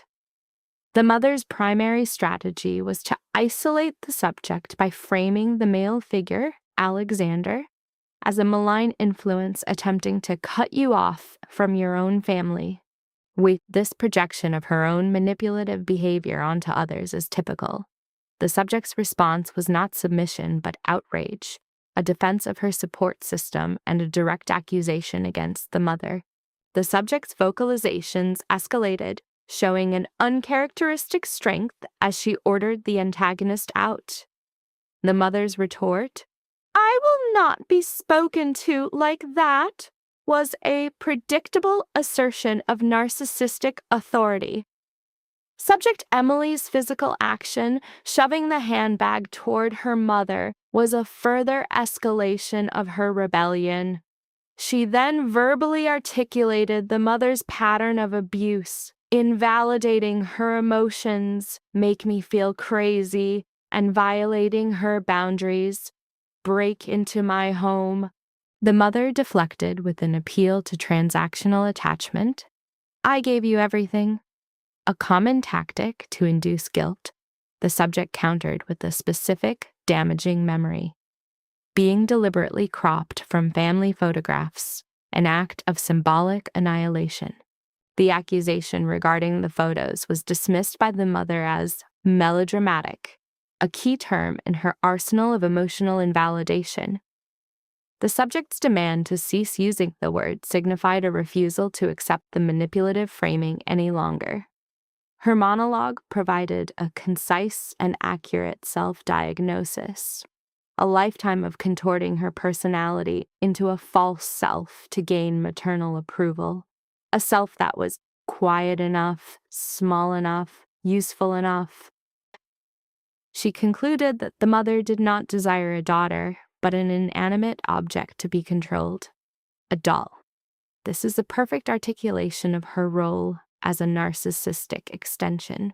The mother's facade shattered, replaced by a cold, dismissive posture. Her statement, "You know nothing of real sacrifice," was a final attempt to assert moral superiority.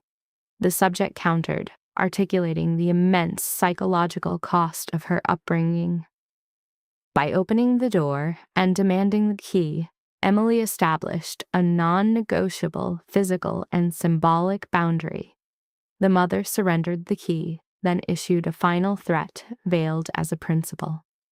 Loyalty is paramount, and a choice to leave is an act of ultimate betrayal. The subject's final statement indicates a full cognitive breakthrough. She accepts the mother's framing that she is choosing, but redefines the choice as one of self-preservation.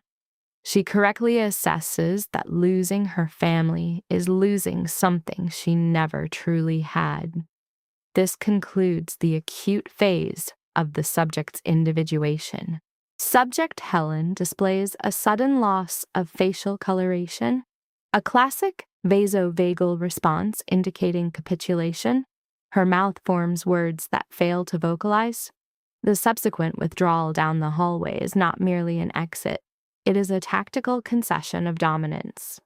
The sound of the deadbolt locking precipitates a violent, full-body tremor in subject Emily, a somatic exorcism of a lifetime of conditioned self-negation.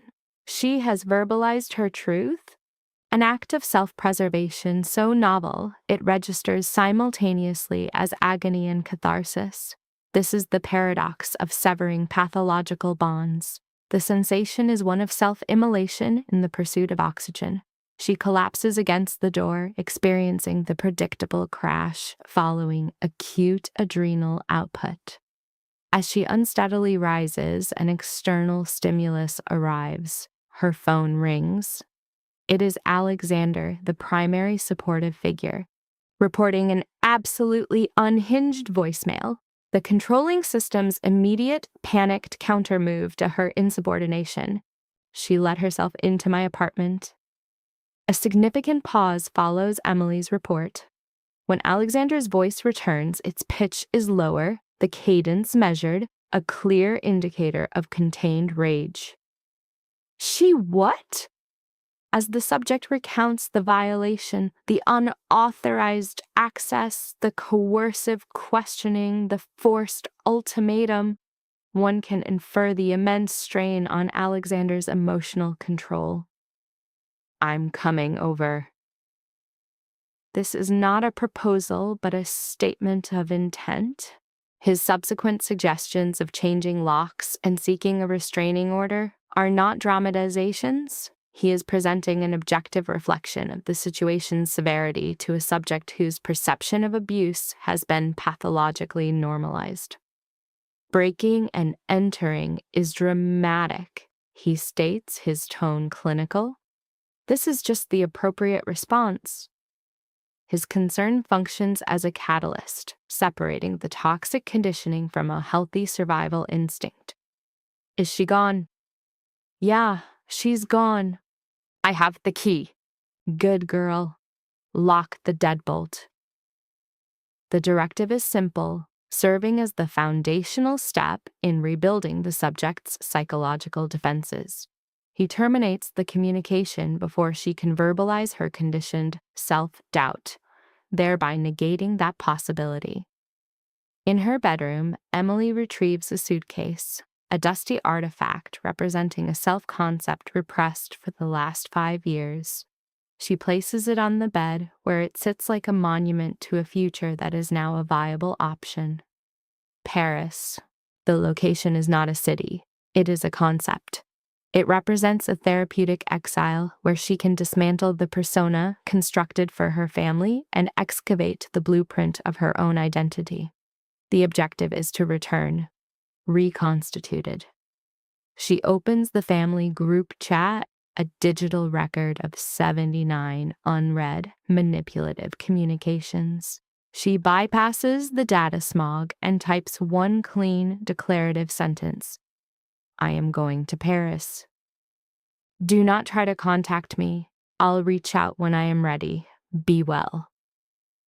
With surgical detachment, she then severs herself from the group.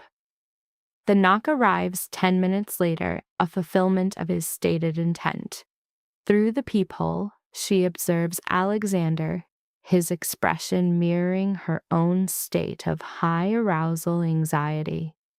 The moment she opens the door, he bypasses verbal communication.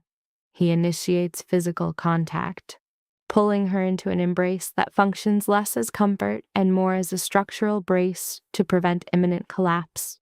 She yields to the contact, her olfactory system registering his scent as a signifier of safety, a secure base. Here is an individual who perceives her psychological fragmentation not as damage, but as a complex pattern worthy of reintegration. Her voice, muffled against his shirt, finally articulates her new state of being. "I told her to leave. I told them I'm going to Paris, and I think I'm having a panic attack." "No, you're not. You're having a breakthrough. There's a big difference." With this statement, Alexander reframes the subject's entire cognitive emotional experience. He provides a new lexicon for her trauma, recasting a psychological breakdown as a pivotal moment of progress. His hand on her back is a steady, grounding pressure. "I am so proud of you." She can only interpret the event as a failure. For completely losing it on my own floor? He, however, identifies the success within the chaos. For standing up for yourself, for finally choosing what you want over what they told you to want. He alters his position to enforce eye contact. That took courage. Her response, "It took being desperate," reveals the true catalyst for her behavioral shift. Sometimes, he counters, "That's the same thing." He then cedes control back to her. "Tell me, what do you need from me right now?" She engages in genuine consideration, a novel cognitive exercise for her. "I need to not be afraid anymore," she says. "I'm done asking for permission to live." The words exit her, and with them, the last of her ambivalence. A visible shift occurs in Alexander's expression. His smile transforms him from sympathetic observer to active facilitator of her escape. Let's make it happen. For the next hour, their interaction is not about abstract desires, but concrete logistics. Alexander, it becomes clear, is a facilitator with a network of resources and established contacts. He has connections in Paris. An associate owns a hotel suitable for long-term residents. Another consults for restaurants, aware of any kitchen in need of personnel. As Emily's fingers move across her phone, each tap is a symbolic act, dismantling the invisible cage she has inhabited for years. Its bars seem to melt and reform into the schematics for a self-determined life. When the obstacle of her bakery business is raised, he dismisses it. "You're not abandoning it," he posits, his tone low and certain.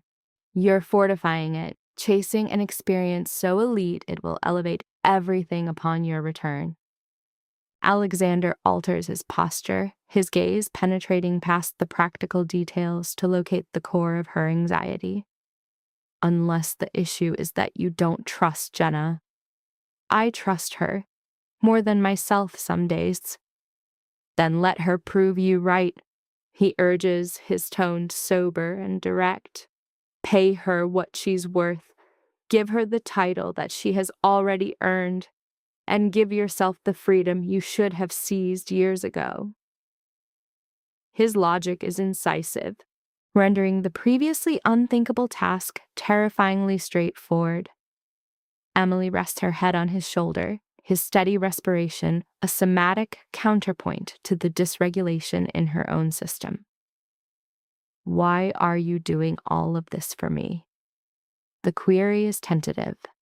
"Because I can, because you deserve it." A pause. "Because watching you finally choose yourself is the most beautiful thing I have seen in years." He reinforces the embrace. "And yes, because I'm selfish. I want to know the woman who comes back from this. Grounded, confident, building the life she chose, not just the one she stumbled into." "What if I come back?" she whispers, the vocalization barely audible. "And I'm not who you think I am." His response serves as a stabilizing anchor in her psychic turmoil. "Then I will get to know the person you've become, and I have a feeling I'm going to like her just as much." He kisses her hair, a gesture of benediction. "Stop engineering all the ways this can fail. For once, just allow yourself to believe it might actually work." Emily closes her eyes, and for the first time, she permits the possibility to enter her consciousness. She allows it entry without its typical escort of conditioned guilt and fear. Paris in the spring. Olfactory memories of a patisserie on the Rue des Martyrs. A kinesthetic projection of walking along the Seine. The imagined crucible of a high-pressure kitchen. And the return, not as a victim escaping trauma, but as a subject equipped with new competencies and the core belief that she was, and always would be, sufficient. "Okay," she vocalizes, the word a fragile exhalation. "Okay, what?" he asks, his tone modulated to be exceptionally gentle. She raises her head, meeting his gaze, and in her eyes, a new resilience is forming. "Okay, I'll go. I am going to Paris." Now the words are not a fantasy. A new intensity appears in Alexander's expression. "Yeah? Yeah." Her voice exhibits a slight tremor. "I'm terrified, and I feel like I'm stepping off a cliff, but yeah, I'm going." Oh, the subsequent kiss is not an act of passion, but one of confirmation. A seal on a new contract with herself. Deep within her psyche, a foundational tension she has carried for a lifetime begins to release its grip. This was the sensation, to be accurately perceived, not as a liability requiring management, but as a worthwhile subject. As they separate, he rests his forehead against hers. 2 weeks, he murmurs, and you are on a plane to your future. A smile, hesitant but authentic, finally forms on her lips. A rhetorical question, then? Not in the slightest, he counters, the warmth in his tone a deliberate countermeasure to the subject's marked anxiety. The only pressure is your final acquiescence to the formidable persona you were always meant to inhabit, a state for which I believe you are now prepared. He remains on site until midnight, a stabilizing presence against the subject's escalating panic, assisting in the cognitive restructuring of her chaotic ideations into organized, actionable plans. Upon his departure, her prolonged physical contact at the doorway constitutes a nonverbal plea for continued support.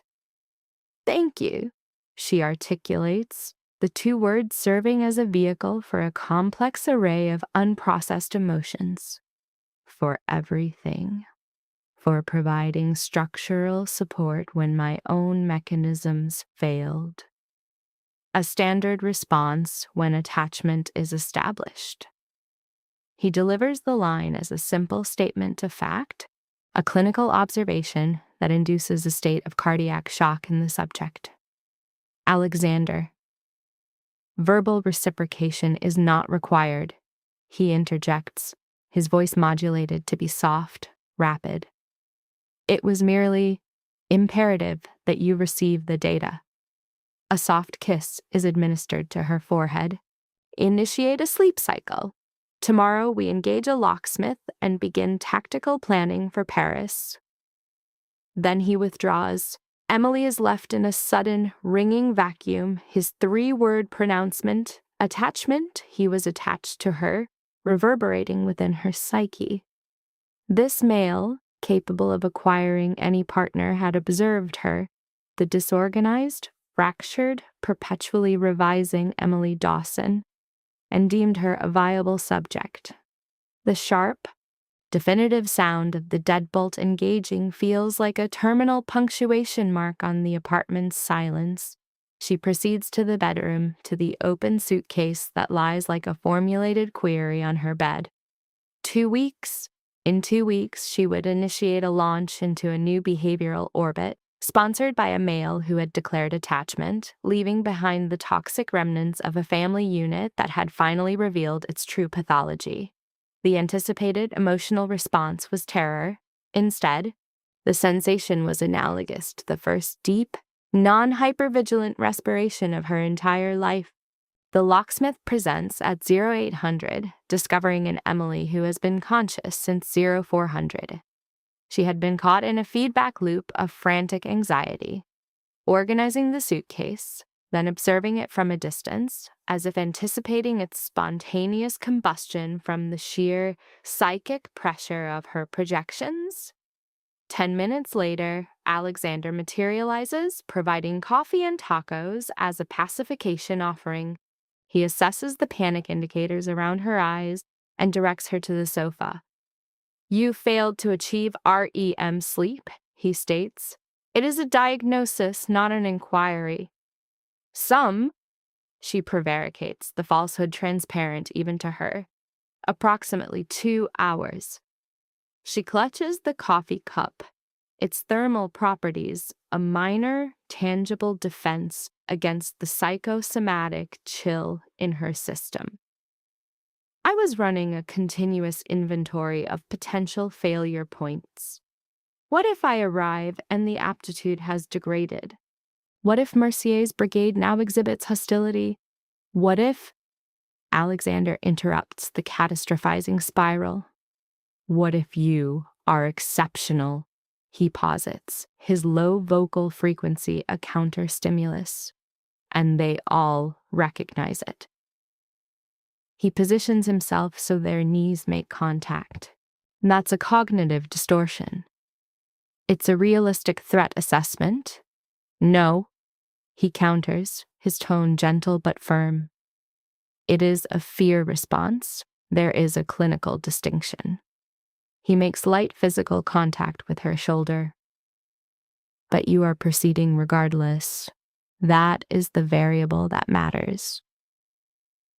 The locksmith is a specialist in his field, methodically replacing the locks, the deadbolt, the entire apparatus of ingress. As Emily observes, each rotation of the screwdriver seems to tighten a mechanism deep within her, securing it with irreversible finality. Her maternal figure could no longer manifest unannounced, an apparition at the feast. No one could. For the first time, this small environment felt entirely under her control, defended, private. After the technician departs, Alexander presents a small, polished set of keys. One for your use, one for contingency storage. He maintains eye contact, and before you entertain the thought of granting access to another party, recall the outcome of the previous instance. Emily's fist contracts around the cold, sharp metal. I am not distributing these to anyone. Correct. The remainder of the morning is consumed by an exercise in pure logistics.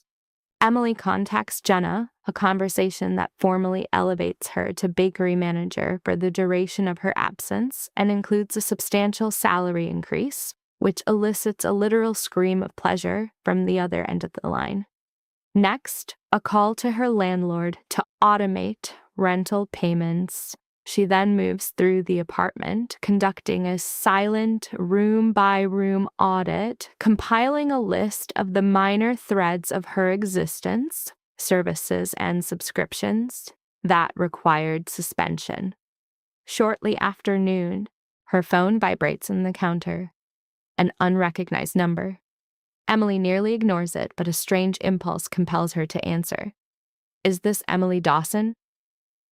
The voice is male, professional, an unknown entity. Yes? My name is Robert Chen. My son, David, left a card at your establishment regarding private instruction. Emily's memory accesses the business card Jenna had given her. Right, yes, my apologies. I've been meaning to initiate contact. Do not concern yourself, I understand. Listen, my purpose for calling is of a slightly larger scale. I operate a culinary program for at-risk youth in the 3rd Ward. Basic food preparation, nutrition, that sort of thing. We are sourcing an individual to conduct a pastry workshop. David noted your professional history, your time in Paris, and I speculated perhaps you might have some interest. Emily's immediate, visceral response is a wall of negative ideation. She was departing. In less than 2 weeks, her list of required actions was a mountain of unknown altitude. There was no bandwidth, no cognitive surplus, no time to incorporate one additional variable. Yet something inhibits the negative response before it can be verbalized. What kind of workshop? She hears her own voice inquire, as if from a significant distance. Just a few hours. Demonstrate a few fundamental techniques. Allow them to produce something they can take home to their family units. The majority of these subjects have no formal training. I was hoping it might present a new pathway for them, expose them to a different possibility, you understand? Emily visualizes her own 15-year-old iteration, a girl consumed by a non-viable passion for baking, convinced it could never be more than a recreational activity. What would have been the psychological impact, at that stage, for a professional to materialize and simply state that it was a valid life path? That an entire existence could be constructed from flour, sugar, and the force of one's own will? When? She asks. Our scheduling is completely fluid. Whatever is optimal for you. I am departing for Paris in 2 weeks, but I could execute something before then. This weekend, perhaps? That would be an incredible outcome. Absolutely perfect. Does Saturday afternoon function? The affirmation escaped Emily's lips before her executive functions could intervene. She transcribed the details onto a notepad, cognizant of Alexander's gaze on her, the faint trace of a smile on his lips that suggested a deeper analysis of the situation. "What?" she inquired once the communication line was terminated. "Nothing," he replied. "It is merely beneficial to observe you making a choice that is not predicated on obligation." "It is a workshop for minors. That feels like an obligation." "It is a choice," he corrected, his tone shifting to something more placating. "You possess the option to refuse."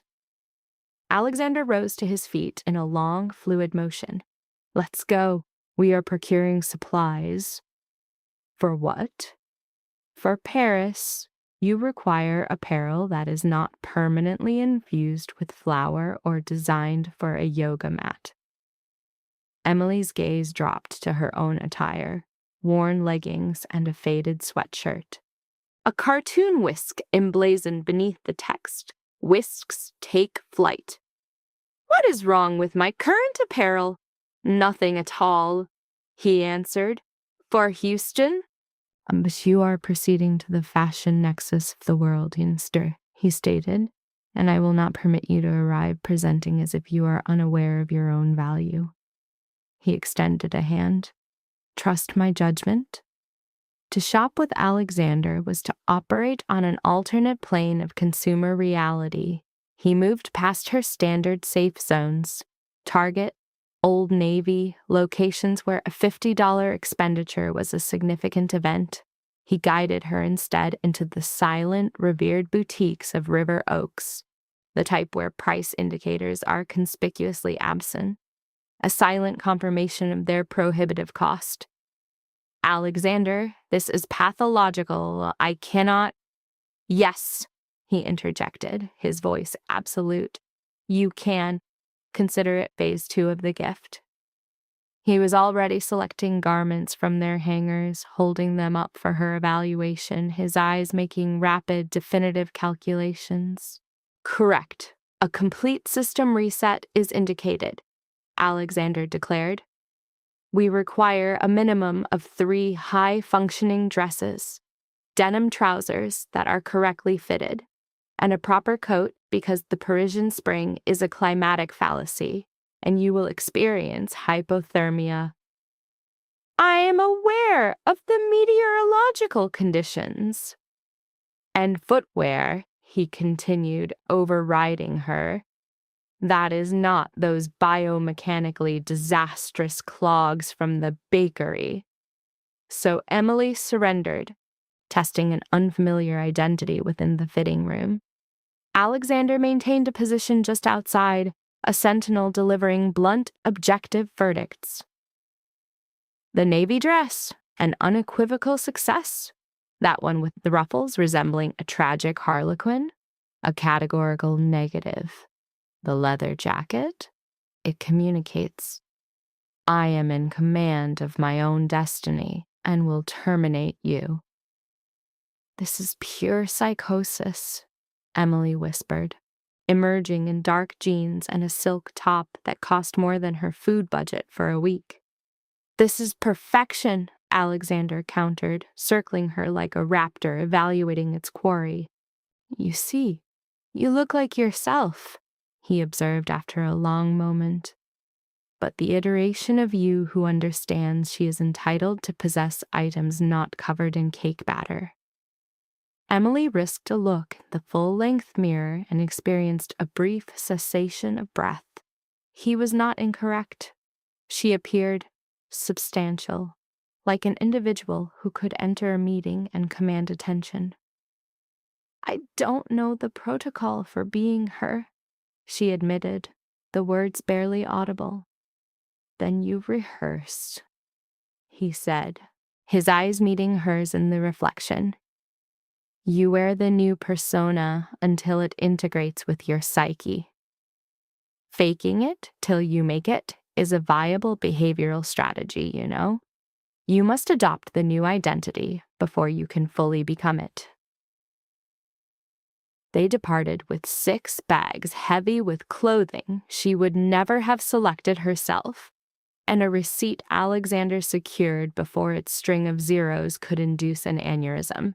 Within the vehicle's insulated silence, the subject, Emily, fixed her gaze on the benefactor. I will be remunerating you for this, she articulated, her tone devoid of flexibility. The flight, the apparel, the entirety of it. He initiated a dismissive gesture. That is not a requirement. It is, she countered with force. This is not about obligation. It is a psychological necessity for me to demonstrate self-sufficiency. The dynamic cannot be the simple exchange of one custodian for another. Her stare was resolute. This must be executed under my own terms, regardless of the timeline required to resolve the debt. Alexander remained motionless for a moment before offering a single, sharp nod of understanding. Agreed, but the terms are 0 interest, and no repayments will be accepted until you've secured significant income. Is that acceptable? Acceptable. That evening, Emily stood inside the 3rd Ward Community Center, clinically assessing the kitchen designated for her workshop. The space was suboptimal.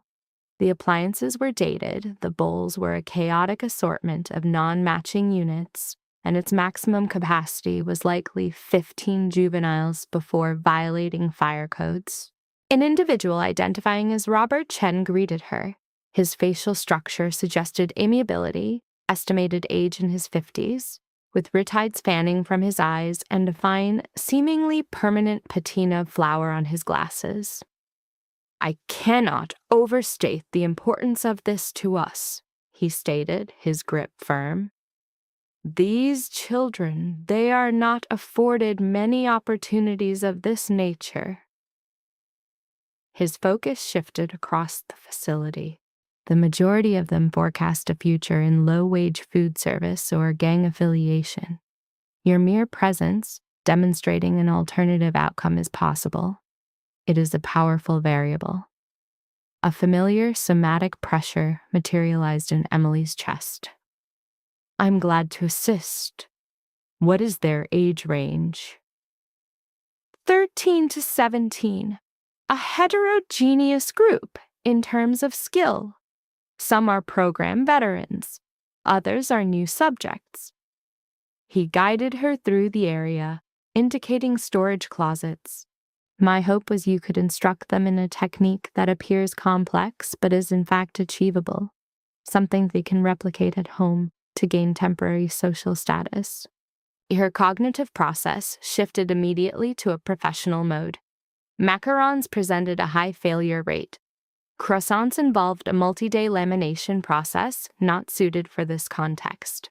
Chocolate chip cookies, however, function as a near-universal social bonding agent. Their appeal is widespread. Furthermore, they allow for customization, which would grant the subjects a sense of ownership over the final product. Yes, that was the solution.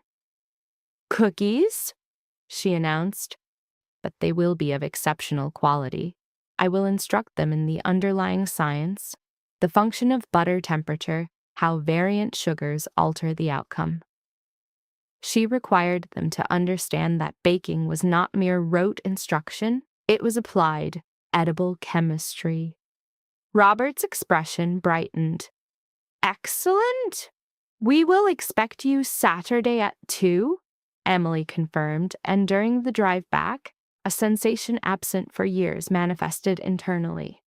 A sense of purpose, one entirely disconnected from placating individuals who had already categorized her as a failure. The subsequent days were a chaotic sequence of events. Emily found herself immersed in training her subordinate, Jenna, on the bakery's most complex custom projects, attempting to rectify persistent failures in their digital ordering system, and enduring no less than 3 distinct episodes of acute panic regarding the abandonment of her life's work. Throughout this period, Alexander functioned as a fixed variable, a stabilizing influence that consistently drew her back from psychological distress with the patience that should have been agitating, but instead registered as a form of rescue. Then, on Friday afternoon, Marcus arrived. The final act of the family drama was set to commence. Emily was in the storeroom conducting an inventory of flour sacks when Jenna appeared, her expression apologetic. "Your brother is here. I informed him you were occupied, but he was not receptive to refusal." Duh. Emily inhaled slowly, untied her flour-dusted apron, and proceeded to the front of the establishment. He was there. Marcus, clad in his corporate armor, appearing starkly incongruous among the displays of pastry.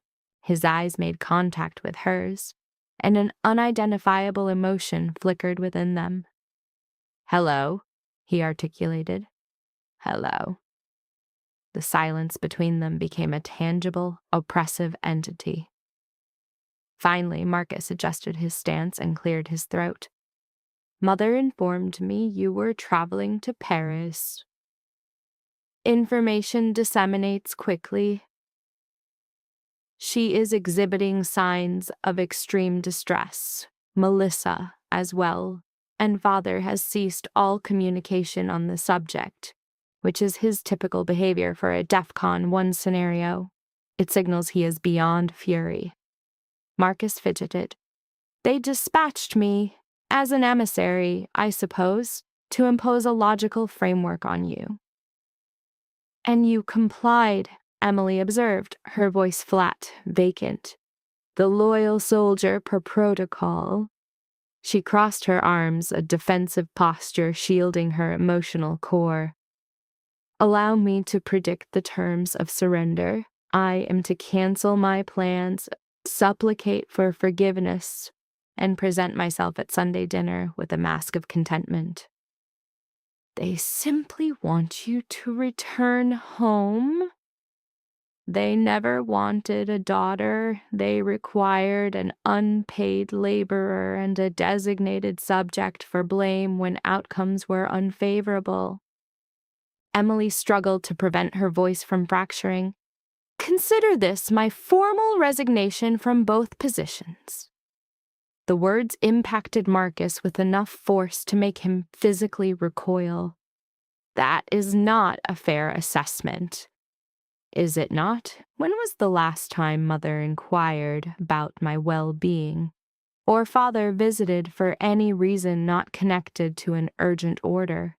When has Melissa ever regarded me as a sibling instead of an on-demand baker?" "We are your family, Emily." "Ticked. A family unit does not digitally erase you from wedding photographs, Marcus. A family unit does not claim attribution for your labor. And a family unit certainly does not invade your life to demand an apology for developing a sense of self-preservation." The rage she had suppressed for her entire life was surfacing, a caustic agent in her throat, and she forced it back down. "Do you know the most pathetic component of this pathology? For years, I operated under the delusion that if I could produce one more flawless cake, work one additional holiday, you would all finally acknowledge my existence. It has taken me 28 years to comprehend that you acknowledged my existence the entire time.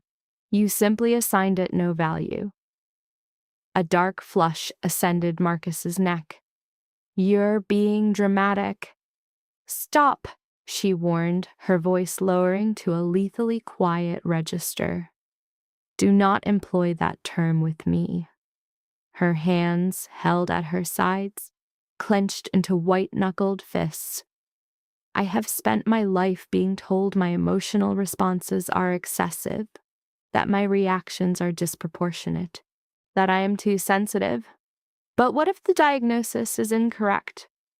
What if this is precisely how a human is meant to react to these stimuli? Perhaps the problem is not the magnitude of my feelings, but the staggering void of yours. That is not true. Is it not? Then identify one aspect of my life, a single one, that does not center on this bakery or a service I can provide for you. Marcus opened his mouth. He closed it. He made another attempt. No sound emerged. Yes, that aligns with my hypothesis. The strings of Emily's apron went slack in her hands. I am going to Paris. I will study. I will develop, and I will finally identify the person I am when I am not performing a role for an audience that never desired my presence. And upon my return, I will construct a life that does not require your sanction to exist. Emily, you should depart. I have an inventory to complete. This was Mother's ultimatum. If you board that aircraft, you are excised from this family.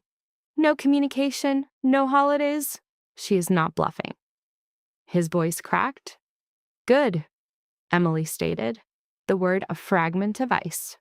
It obviates the need for me to perform the task myself. She moved toward the back room, then paused.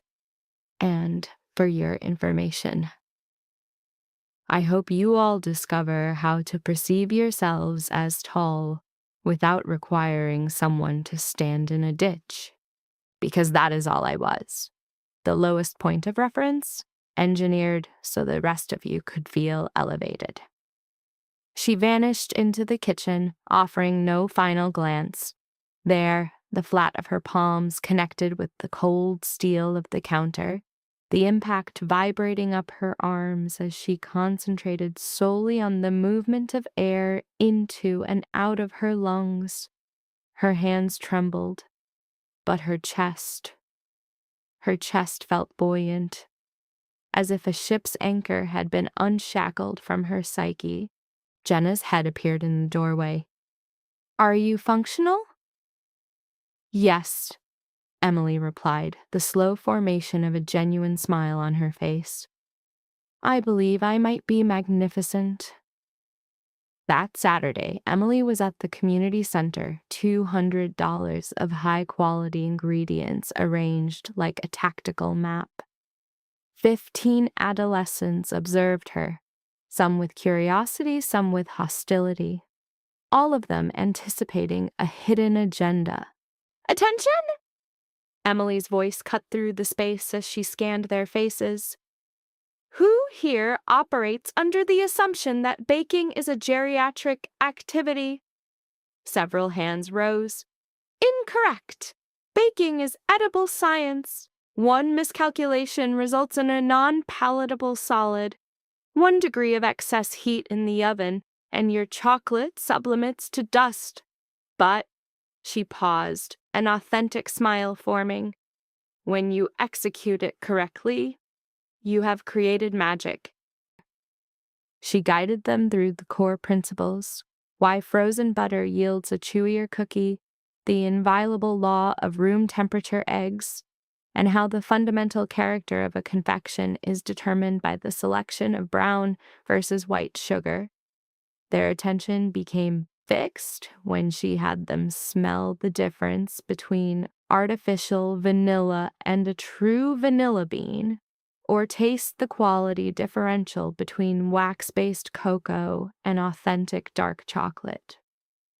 Whoa, this is like a sanctioned narcotics operation, one of the subjects muttered. Emily's laugh was so sudden it was physically jarring. Soon, they were all engrossed, debating the merits of chocolate chips versus chunks with the seriousness of seasoned experts. Emily circulated among them, a conductor in her optimal environment, correcting a hand position, imparting a piece of specialized knowledge, feeling more authentic than she had in years. To these subjects, she was not a failure. Her personal history was non-applicable. Their only desire was the secret to creating something aesthetically pleasing. After the session, a timid subject named Destiny approached her. "Miss Emily, may I ask a question?" "Of course. Did you just have an innate certainty that this was your specific function, the baking?" Emily processed the query. "I always derived pleasure from it, but I never considered it a viable life path until an external party demonstrated to me that it was, in fact, possible. My family had a blueprint for me, a safe one, doctor, lawyer, something that sounded good at dinner parties, but my head was always full of pastry." The subject is recounting her history to a new audience. "So, what changed?" "Honestly?" Emily's voice lowers, making direct eye contact with the young girl. "I got tired of living inside a life built for other people, a life that was making me miserable. So I went to Paris. I learned from a chef who was a complete monster, and I came home to create something that was mine." Note the successful integration of the new narrative. She now frames the Paris trip as her own autonomous decision. "It was the best decision I ever made." "Even though your family hated it?" The girl's question exposes the underlying fear of familial rejection, especially because they hated it. "That's how I learned my worth doesn't come from a committee of people signing off on my life. It comes from being proud of the person I'm fighting to become." The subject now evangelizes the philosophy provided to her by Alexander. Destiny, the young patient, nods, processing the information. Following the session, the center's director, Robert, intercepts her. "That was something else? 3 of them already want to know when the next class is." "I'm leaving for Paris on Tuesday." "I know, but when you're back, if you wanted to make this a regular thing, we'd find a way. These kids need to see someone who actually cares." Before a rational assessment could be made, a verbal commitment is given. "Yes, I would love that. Yes." This impulsive agreement signifies a deep-seated need for external validation, a trait that makes her perpetually vulnerable to manipulation. The pattern is set to repeat. The drive back to her residence induced an unfamiliar affective state in the subject. Fulfillment. This suggests a novel sense of agency, where value is derived internally rather than from external validation. Not an action in service to another's agenda, but one deemed intrinsically positive. Alexander was present at her apartment, exhibiting nonverbal cues of approval that contradicted his casual demeanor. "The mission?" he inquired. "How did it go?" "It was effective. Highly effective." There's a minor. Destiny. Observing her was like viewing a historical photograph of my own adolescent pathology. Undirected aggression. Emily removed her shoes, assuming a relaxed posture on the sofa. "I believe I want to continue this work. Post-Paris, develop it into a structured program." "That," Alexander noted, offering her a container of food, "is a strategically sound concept.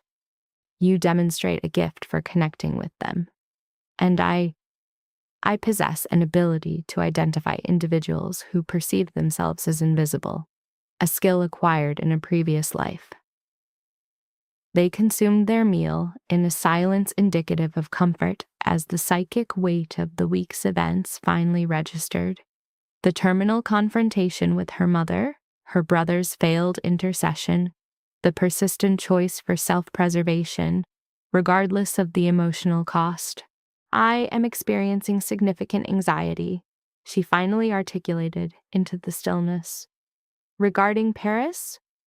Regarding the entire endeavor, of failure, of succeeding, only to realize this was possible years ago had I not been governed by fear, of returning to be a non-entity in the life for which I sacrificed everything. Alexander ceased eating, reorienting his body to face her directly. Shall I tell you my observation? I see you arriving in Paris and accessing a part of your psyche that you have suppressed for a decade. You will engage in debilitating self-doubt before every action, and then you will perform the action regardless. You will acquire knowledge that destabilizes your entire professional worldview, and upon your return, you'll still be the Emily who exhibits hyper-empathy and emotional intensity. The sole variable that will have changed is that you will have integrated the belief that you are worthy of existing. One, that is a significant amount of faith to place in a subject you discovered in a state of distress in a walk-in freezer 5 days ago. My faith is evidence-based. I observed you endure your family system for 6 months. After that, Emily, your resilience is comparable to iron. He moved a strand of hair from her cheek. And I will be here when you return. The duration is irrelevant. The familiar somatic response of tears presented, but this time she actively suppressed the display. What is the protocol if it's 6 months or a year? Then I will experience your absence acutely and I will wait. That is not an equitable arrangement for you, Alexander. Allow me to be the arbiter of what is equitable for me. He held her face, his touch a grounding stimulus in her internal state of turmoil. I love you. That is not a transient emotional state. It is a baseline reality. So you go to Paris. You take all the time required. You determine your identity. And when the process is complete, if this location is still your home base, I will be here. She initiated a kiss then, a nonverbal communication attempting to convey 1,000 data points at once. Gratitude, acute fear, affection, a plea to not be abandoned. When they broke contact, he rested his forehead against hers. Tuesday, he murmured, the word functioning as a final temporal marker. 3 days. That is the timeline. Sunday was dedicated to a systematic purge of her apartment, a ritualistic destruction of her previous identity as she prepared meals for Jenna, akin to a soldier finalizing their affairs. Monday devolved into a repetitive loop of high-anxiety preparation, passport, tools, packing, unpacking, and repacking. At the bakery, she delivered a final briefing before a sudden, convulsive sob was quickly recontextualized as an allergic reaction. That night, sleep was unattainable. She and Alexander engaged in continuous verbal exchange, depleting the hours with discourse on everything and nothing. The plan, his day, the probability of her plants surviving her absence. You're exhibiting avoidance behaviors, he observed at approximately 2 a.m. I'm data gathering, she countered. You're terrified you will arrive, only to collapse under the psychic weight of your own perceived error. In the shared darkness, Emily's form shifted to face his. And what is the contingency if I am? Then you return, he stated as if it were the most fundamental axiom in the universe. Paris is not a permanent sentence. You are permitted to withdraw. His hand located hers in the space between them, a warm, anchoring presence. But you won't. I suspect you are about to undergo a period of intense, rapid development over there. You display a terrifying level of confidence for a man who has never observed my work. I have observed you discuss pastry as if it were a sacred text. I have watched your entire psyche illuminate while explaining the chemistry of leavening. I have ingested the art you produce while you begged for validation from individuals unfit to clean your equipment. I cannot wait to witness what you construct when the only judgment you are subject to is your own. To that, Emily had no verbal response, and so, with her capacity for speech gone, she kissed him, a deliberate action to suppress the thought of the void his absence would create in her life, the solid warmth of his body, the way his presence grounded her proprioception, the profound sense of safety derived from a partner who didn't just permit her to self-actualize but mandated it, even if it required her to relocate across the globe.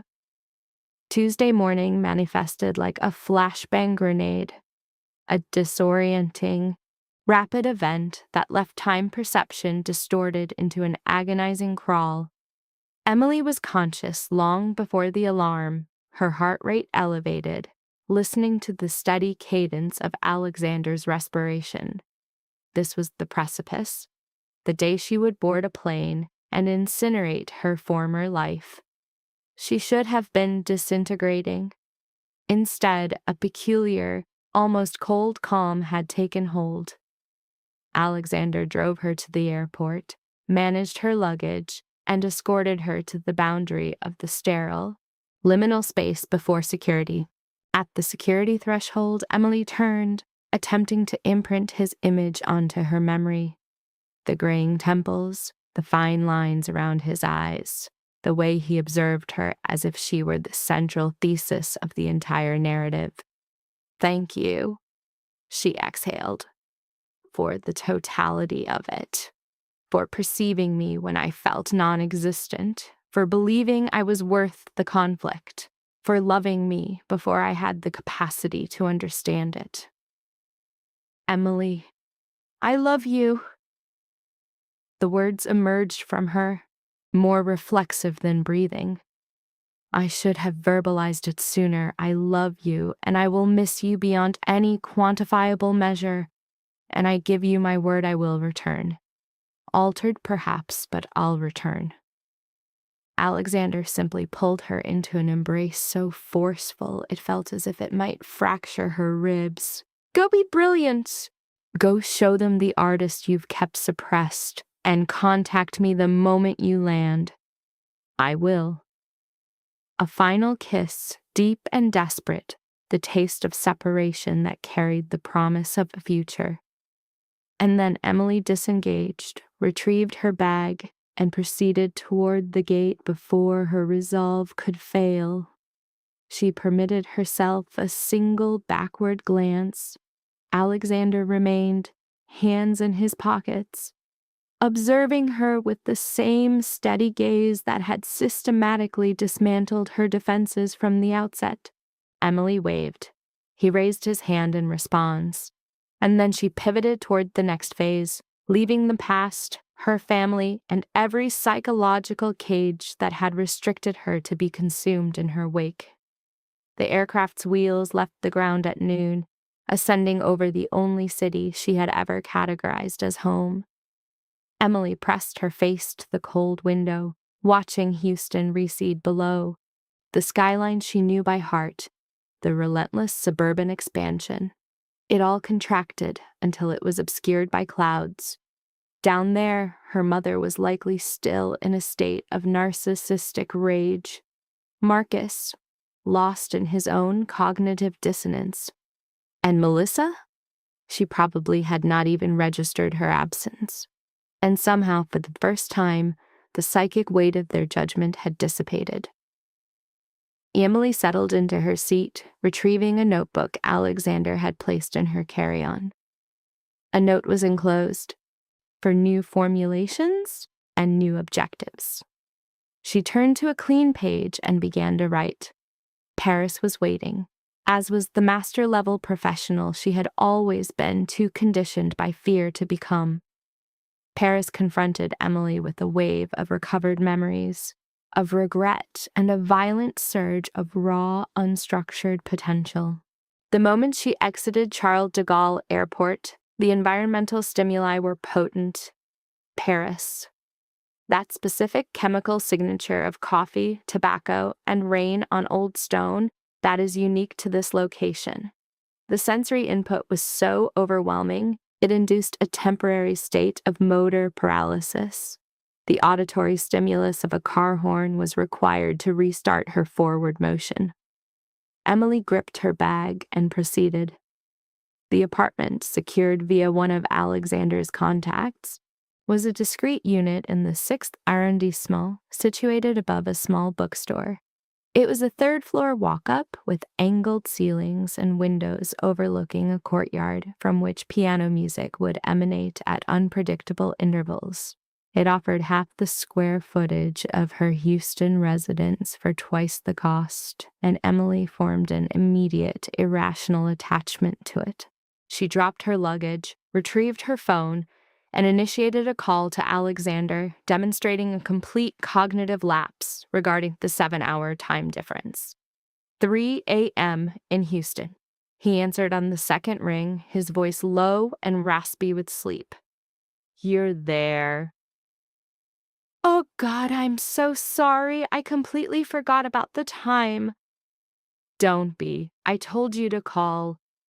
She could hear the rustling of fabric, easily visualizing him moving into a seated position in bed. "So, what's the verdict?" Emily moved to the window, observing the initial morning activities of the city below. "It's exactly as I remember it, but it feels completely different." "That's beautifully vague." "The city is the same, but I'm not. The last time I was here, I was desperate to prove I was good enough. This time, I know I'm not, and that simple fact makes everything so much easier." A protracted, weighted silence occupied the subject's end of the line with the individual identified as Alexander. His statement, "You are going to make incredible things there, Emily," was met with a classic expression of catastrophic thinking. "Or I'll fail spectacularly and be home in a month." The male subject provided crucial external validation, reframing the action itself as the significant event. "You made the jump. That's the part that means everything." He then shifted to basic physiological directives, noting her travel fatigue after a 14-hour transit. The subject reported a state of hyperarousal, too electrified to even think about sleeping, a common symptom of acute anxiety mixed with excitement. Following a brief 20-minute conversation serving as a de-escalation ritual, she terminated the call. An attempt at induced rest failed, indicative of a mind unable to disengage from its new high-stimulus environment. She initiated organizational behaviors, unpacking, hygiene, before seeking out a specific location from her past, a bakery. This is a textbook grounding technique, an attempt to connect with a memory of safety and stability. The establishment was still there. The location was an anchor, wedged between a pharmacy and a wine shop, its physical decay, a faded awning, chipped paint, mirroring the subject's own internal state of disrepair. Emily engaged in a rudimentary social transaction, ordering food in a language she felt inadequate in, and established an observation post by a window. This act of watching the city demonstrates a desire to engage from a safe distance. Electronic communications arrived from her support network. A message from Jenna offered reassurance, while Alexander reiterated his directive to sleep. The subject exhibited a minimal, positive, affective display, a small smile. The sensory experience of the croissant provided a moment of profound positive feedback, a reminder of the core passion that had been pathologically entangled with negative experiences. The initial week, however, presented a series of social and professional rejections, reinforcing her feelings of inadequacy and isolation. The third contact, an individual named Sophie, consented to a meeting which functioned as an intelligence-gathering session on the current professional landscape. It detailed career trajectories, successes, and failures of their shared cohort. Sophie then posed a direct diagnostic question: "What has brought you back to this beautiful hell?" The subject, Emily, bypassed a rehearsed, socially acceptable narrative. The presence of a direct, non-judgmental peer seemingly facilitated a moment of profound honesty. I had to remember who I was before I let other people convince me I was worthless. This statement confirms the subject's core trauma, identity erosion due to sustained psychological manipulation. Sophie's non-reaction suggests familiarity with such pathologies. She then presented a high-risk opportunity, a position with Arnaud Petit, an individual whose professional value was offset by significant operational costs. Sophie's clinical assessment of Arnaud Petit was concise. "He's a monster, but the man is an undisputed genius." This paradox is common in high achievers exhibiting narcissistic or antisocial traits. A napkin with contact details was offered. Emily exhibited a somatic stress response, a trembling hand upon receiving it. The name Arnaud Petit was a known quantity associated with both extreme professional validation and psychological abuse. This offer represented a deliberate choice to enter a controlled, high-stress environment, a form of exposure therapy. Emily's verbal response was a whispered thank you.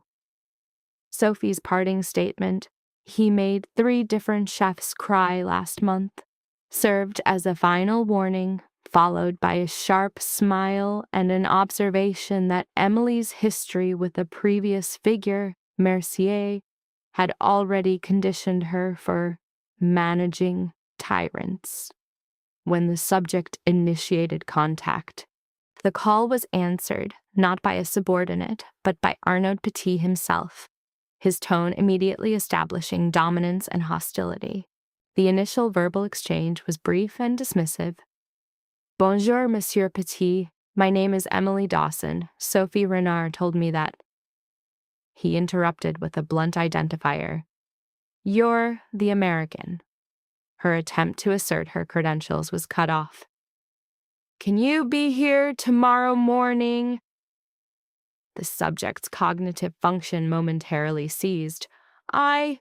Yes." The instructions were clear, aggressive, and laden with the threat of immediate termination. 7 a.m. Do not be late. We are testing an orange blossom panna cotta, and if you mess it up, you will be gone by lunch. The call ended abruptly. Emily's physiological response was immediate, a hammering pulse. She contacted her primary support, Alexander. Her verbal articulation was limited. "I got a job." When asked for details, she admitted to a complete lack of information beyond the immediate high-stakes conditions of her employment, verbalizing a high probability of failure. The sound of Alexander's laughter served as an external regulator, a calming agent that also highlighted the physical distance and her profound sense of isolation. To classify the subject's performance as merely brilliant would be inaccurate. It was a psychological event. The kitchen under Arnaud Petit was not a creative space, but a crucible, a high-pressure system maintained by the force of his personality and vocal intensity. For the initial 3 hours, Emily's self-assessment was that she had committed a catastrophic error. Her linguistic skills felt inadequate, her motor functions were clumsy, resulting in the destruction of the first test batch. Arnaud's reaction was one of contemptuous disposal, coupled with a financial threat. Yet the subject did not decompensate. Instead, she repeated the task successfully, then with superior skill. By the end of the week, Arnaud had shifted his terminology for her from the American to Dawson, a minimal signifier of acceptance which, according to Sophie, was his behavioral equivalent of an embrace. Emily adapted, establishing a new, punishing rhythm, waking at 5, working until 3, returning home in a state of complete physical and mental depletion. In this state of exhaustion, she would engage in video calls with Alexander, her primary emotional anchor. The cycle was relentless, 6 hours of sleep before it began again. The work was, by her own assessment, brutal, yet it induced a state of intense vitality. After 3 weeks, at Sophie's insistence, she attended a social gathering as a flat in the 11th arrondissement. The group consisted of individuals from the professional sphere she had previously fled. The question from a food blogger named Mark, laced with disbelief, "You just abandoned your business for this?" forced her to articulate her rationale. "Probably," she responded. "But I couldn't breathe there, trying to keep a company afloat while my family used me like a 24-hour convenience store. Somewhere in all that noise, I forgot why I ever loved doing this." When prompted about her current state, she paused before answering. "Now, I'm starting to remember."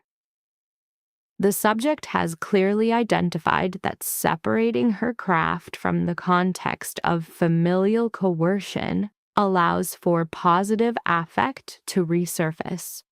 In a subsequent private conversation, Sophie offered a clinical observation. "You seem different. Lighter? Like someone finally snipped the puppet strings you didn't even know you had." "That's exactly how it feels," Emily confirmed, adding, "I've spent a lifetime performing for the validation of people who were never going to give it.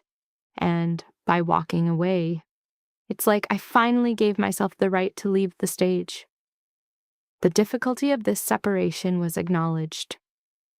"It was the most difficult thing I have ever done," Emily stated, "and also, strangely, the simplest."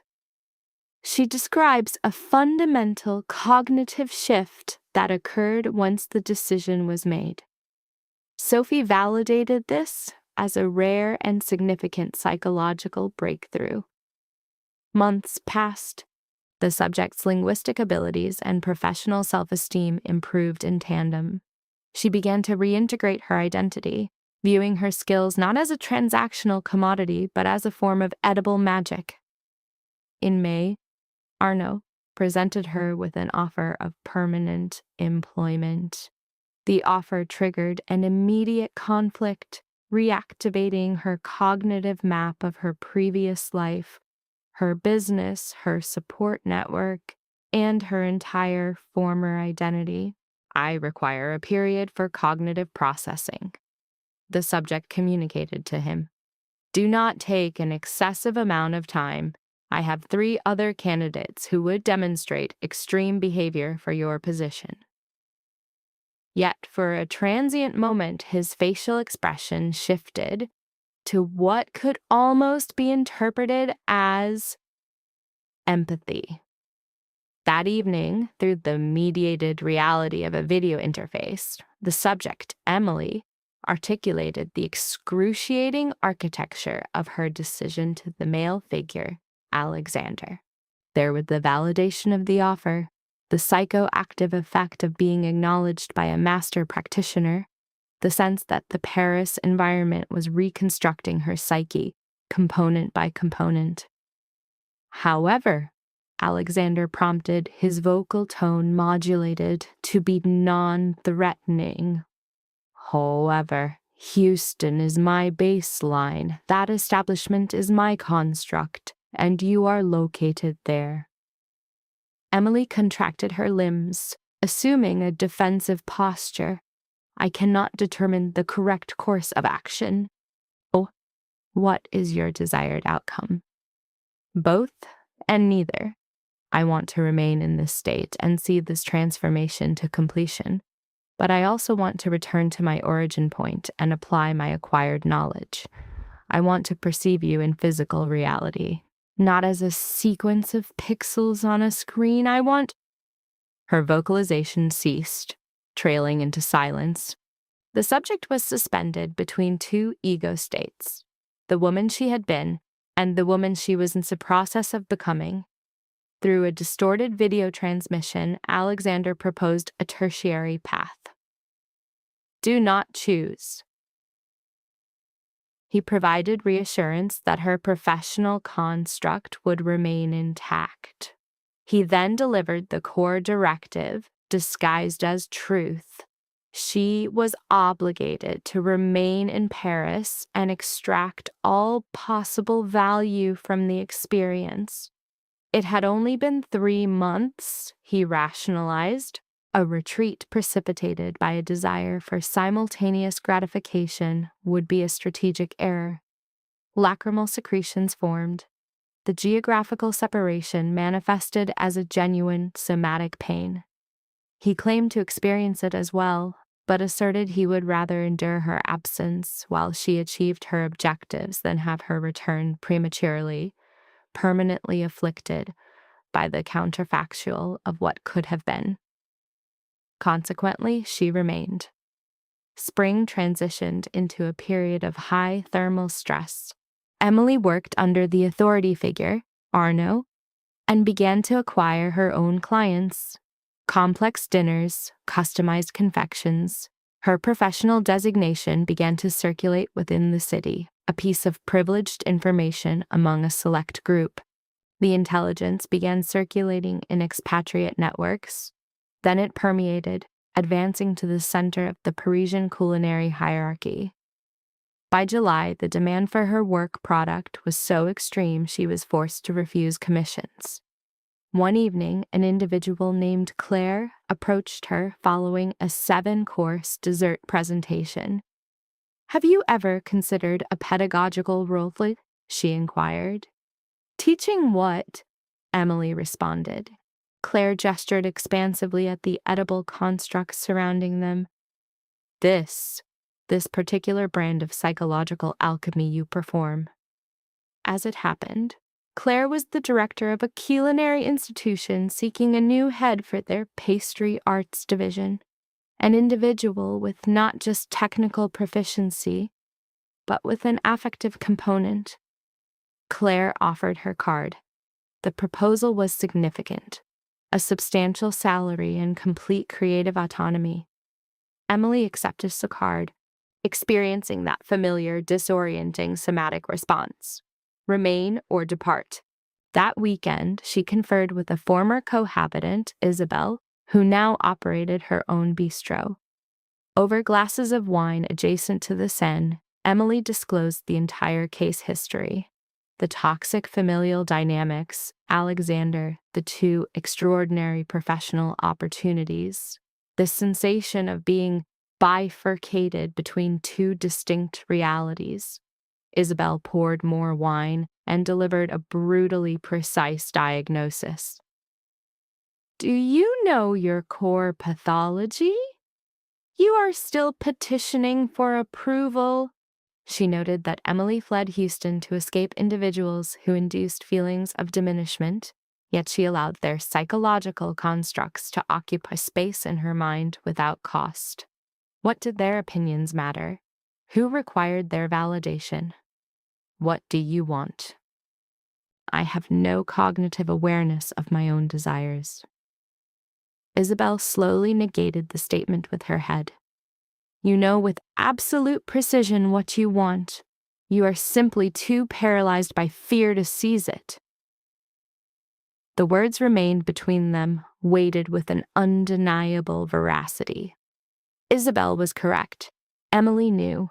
She wanted the totality of the experience, the kinetic stimulus of Paris and the foundational structures she had established in Houston.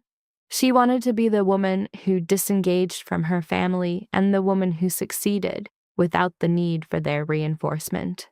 She was done selecting between fragments of her own psyche. It was time to construct a life large enough to contain all of them. That night, Emily was a case study in singular focus. First, she contacted Arnold. I accept the permanent position, but I require a 2-week leave. I must go to Houston and organize my affairs. He consented. 2 weeks, not 1 day more. She could detect the trace of a smile in his vocal pattern. Her subsequent communication was with Claire. I want the teaching position, but only for the autumn semester. I am required to return home after that. Claire demonstrated flexibility. Give us your full capacity. We can reassess at a later date. The final communication was to Alexander. It was just before dawn in Houston. His voice was coarse from a state of sleep. I am returning, Emily informed him, for only 2 weeks. There are actions I must execute in person. He inquired as to the nature of these actions. Emily performed a deep, centering respiratory action. I must see my family, to physically make eye contact with them instead of hiding on the opposite side of an ocean. And I need to address the bakery because I am not prepared to abandon it, but I am also not prepared to return permanently. She paused. And I must see you, the actual you, not some digital apparition on my phone. When? Next week, I will transmit the flight details. I will be there. The flight back to Houston felt qualitatively different. The initial trip had been an escape. This was a tactical insertion, a return to conclude a previously initiated process. Emily occupied the time by sketching a life plan in the notebook from Alexander. New schematics for the bakery, high-risk new recipes, and a strategic outline for overcoming her own fear-based responses. As promised, Alexander was waiting at the arrivals terminal. The instant their gazes made contact, the entire auditory and visual chaos of the airport seemed to collapse into absolute silence. Her luggage fell to the tile with an impact she did not consciously register as she moved to eliminate the space between them. He met her midway, lifting her from her feet in an embrace of such intensity it felt like an attempt to fuse her back together through pure physical force. She gasped for oxygen. "Hello," was all she could articulate against his shoulder. "Hello to you," he murmured. He sat her down but maintained his grip on her arms. "You have changed. Is that a positive or negative change?" "It is a confident change," he said, his thumb tracing the curve of her mandible, "as if you finally perceive what I have perceived all along." He lowered his head, placing a kiss on her forehead. "I missed this. I missed you in ways that defy verbal description." They proceeded to his residence, a stunning penthouse with floor-to-ceiling windows she had only entered once, the entire city matrix spread out below. While Alexander prepared coffee, she simply stared at the illuminated landscape of Houston. "It is as if the city has contracted," she vocalized, her voice a low frequency against the glass. He approached her, a shadow occupying the space behind her. "No," Alexander said, "you have simply expanded."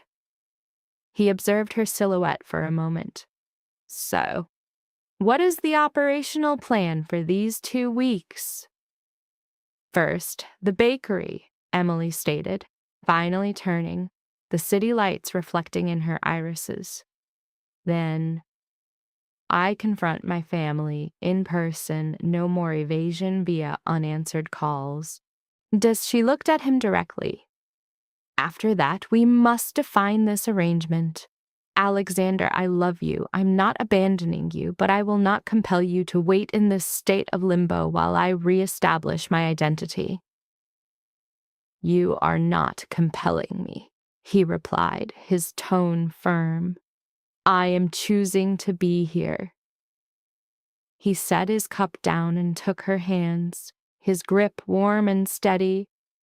I do not require answers, Emily, only your honesty. I just require you. I want everything, she confesses, the admission a raw fracture in her composure. My existence in Paris, studying under Arnaud, the instructional work with Claire. But I also want to be at my point of origin, to develop this place into something more, something new. Her eyes scanned his, a nonverbal plea for him to comprehend the conflicting territories of her psyche. And I want you, as a component in all of it. I am finished with choosing one piece of myself over another. A slow smile formed on his face, one of profound comprehension. Then we will devise a method to have it all. The bakery felt like a phantasm, an echo of a location she formerly knew, flawlessly preserved but fundamentally altered. Jenna had not merely maintained its viability, she had infused it with a new aggressive vitality. Unfamiliar products, the scent of new paint, a queue of patrons that extended onto the street. A scenario Emily had only permitted herself to visualize in a dream state. You have been productive, Emily observed, the astonishment clear in her tone. Jenna's face was alight with pride. It is remarkable what is achievable when one is not perpetually creating baked goods as a form of penance for relatives who are undeserving. One finds there is time for activities like marketing. Then came the sentence that destabilized Emily's entire philosophy of self-sacrifice. Our revenue is up 30% since your departure. 30%? The number felt foreign, impossible. Yes, and I have onboarded 2 part-time employees.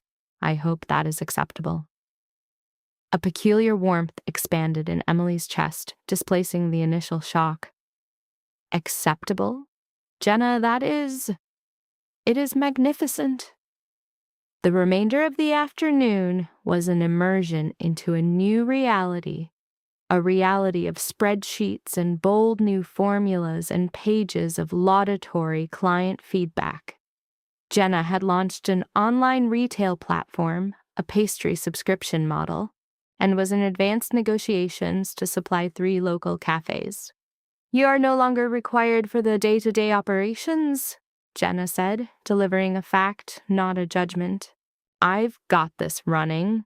What I need from you is the vision, the art, the things you're brilliant at, not the paperwork you've always hated. The offer from her partner, Jenna, was a structural redefinition of her role. Emily processed the proposal. The possibility of retaining a core creative function from a remote location. I'm saying you created something beautiful, and it shouldn't cost you your entire being. Let us handle the machinery so you can be the artist. Jenna's assessment that the business runs better when you aren't agonizing over every single crumb was a critical piece of data. It suggested that Emily's hypervigilance was a maladaptive trauma response, not a necessary operational procedure. Instead of narcissistic injury, the subject experienced a profound sense of relief. So overwhelming, it resulted in a minor postural collapse. The subject described her departure from Arnaud's employment as a positive transition. You taught me everything. Now it's my turn to be a star somewhere else. That evening, she initiated a confrontation at her parents' home, an unscheduled arrival, a planned detonation. A visible tremor in her hand was noted as she activated the doorbell. The father figure who answered presented with signs of accelerated aging, increased graying of hair, pronounced facial lines, suggesting a significant stress response. His affect was a mixture of conflicting emotions. The silence between them was thick with unresolved tension before he granted her entry. The mother figure, Helen, was seated, projecting an aura of extreme, unnatural composure.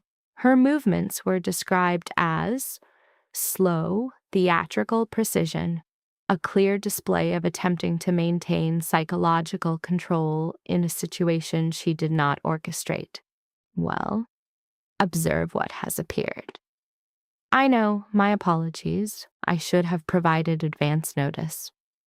Emily remained stationary, her posture a clear declaration. This was not a social call, but a final accounting. But there were things I needed to communicate to you both, in person.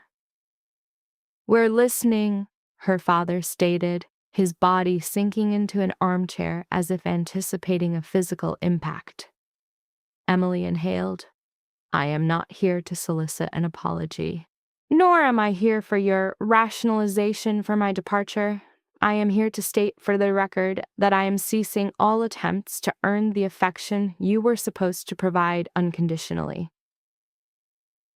Helen's face became an impassive mask. "Emily, if you would just allow me to explain," she began, her tone cold and sharp. "For 28 years, I contorted myself into personas I believed you would find acceptable. I made myself smaller, quieter, more functional. It was never sufficient, because I was never the problem. The problem was an established family system, one in which my value was subordinate to that of Marcus and Melissa. Perhaps this was not a conscious process on your part, but that does not alter the reality that I spent an entire childhood as a ghost in my own home." "That is not an accurate representation," her father whispered, the words devoid of conviction. "Is it not? When was the last time you visited my bakery solely to inquire about my well-being? When did you ever ask about my life without a transactional need attached to it?" Emily's gaze shifted between them, a silent indictment. "I produced Melissa's wedding cake at no cost. That was 3 days of my labor and $2,000 of my own capital. And you told everyone you'd hired a professional because you were ashamed of what I do." Helen's hands clenched into fists in her lap. "We only wanted—" "You wanted a different daughter," Emily interjected, her voice incisive. "Someone with a respectable profession to boast about. Someone who wouldn't be a source of social shame when your associates at the club inquired about your other girl." A physiological response to hold back tears was observed, though she prevented their release. "And I let you make me feel small because I thought that was the price of admission into this family. I see now I was wrong. Love isn't a transaction, and if it is, then whatever you were offering me, it wasn't love." A tense, protracted silence pervaded the room.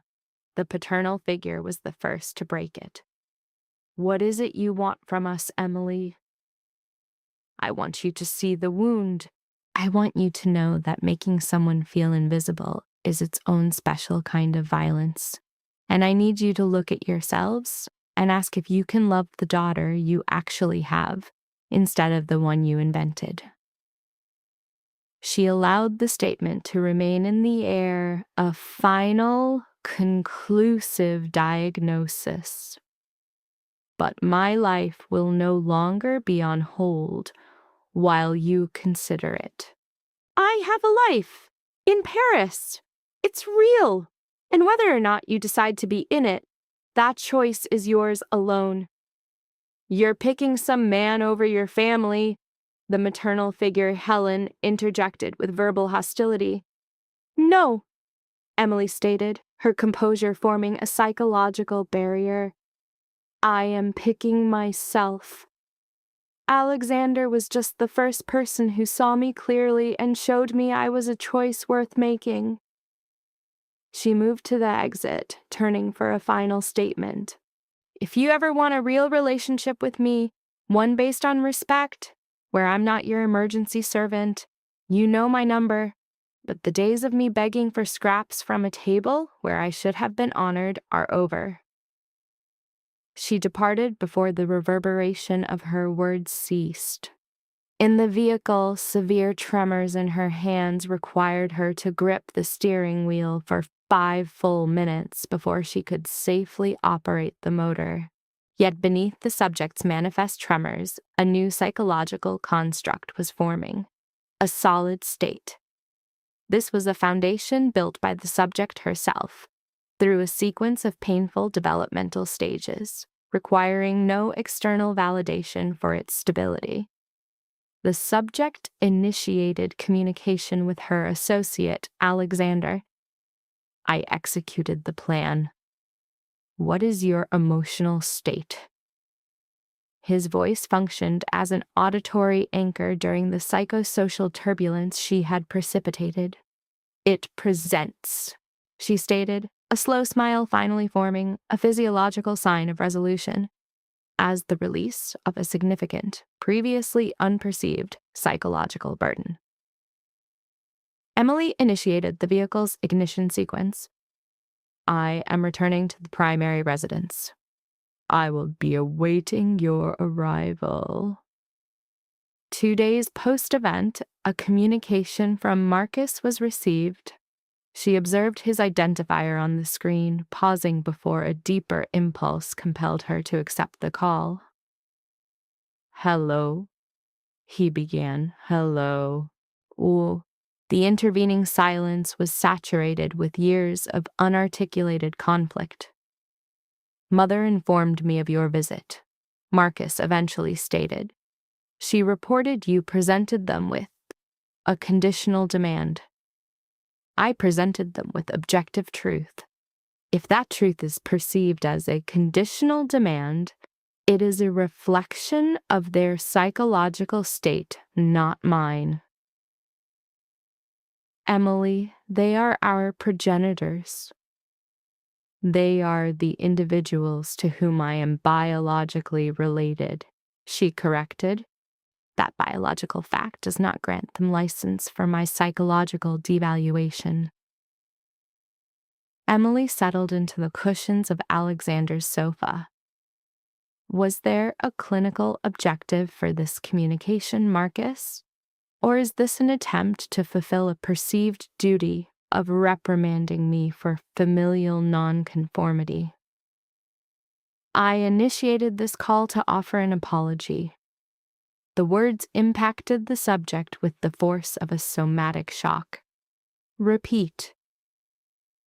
I am sorry, he articulated again, his vocalizations showing signs of emotional distress, for the complete absence of advocacy on your behalf, for participating in Mother's passive-aggressive humor regarding your profession, for classifying you as the failure when you were the only member of this unit with the fortitude to construct a life of genuine self-determination. His speech was audibly choked with emotion. Your assessment was correct all along. We rendered you invisible, an objectively pathological action. Whoa. Uncontrolled lacrimation began to trace pathways down her cheeks. I acknowledge your statement. Is your return truly not a possibility? I am remaining in Paris for the present. The duration may be months, perhaps a year. I am engaged in teaching, in learning. I am in a process of discovering my identity, absent the compulsive need for external validation. This is a positive development. You have earned it. A pause is noted on the line as Marcus audibly inhales. Will you consider returning for Thanksgiving? I am aware of the temporal distance, but Sarah and we wish to restructure the dynamic. With your presence as a full sibling, not merely as the individual who delivers a token contribution and departs before the ritual concludes. Emily allows the proposition to settle, a fragile flicker of hope in direct conflict with a lifetime of conditioned, negative expectations. Possibly, Contact me closer to the date. I will not make another commitment I cannot guarantee fulfillment of. Understood. The silence extends once more. Emily, I am profoundly sorry. I know, it is audible, but an apology only gains clinical significance if the behavior necessitating it is permanently extinguished. I am making an effort, he says, his voice diminished, and for now, it represents data.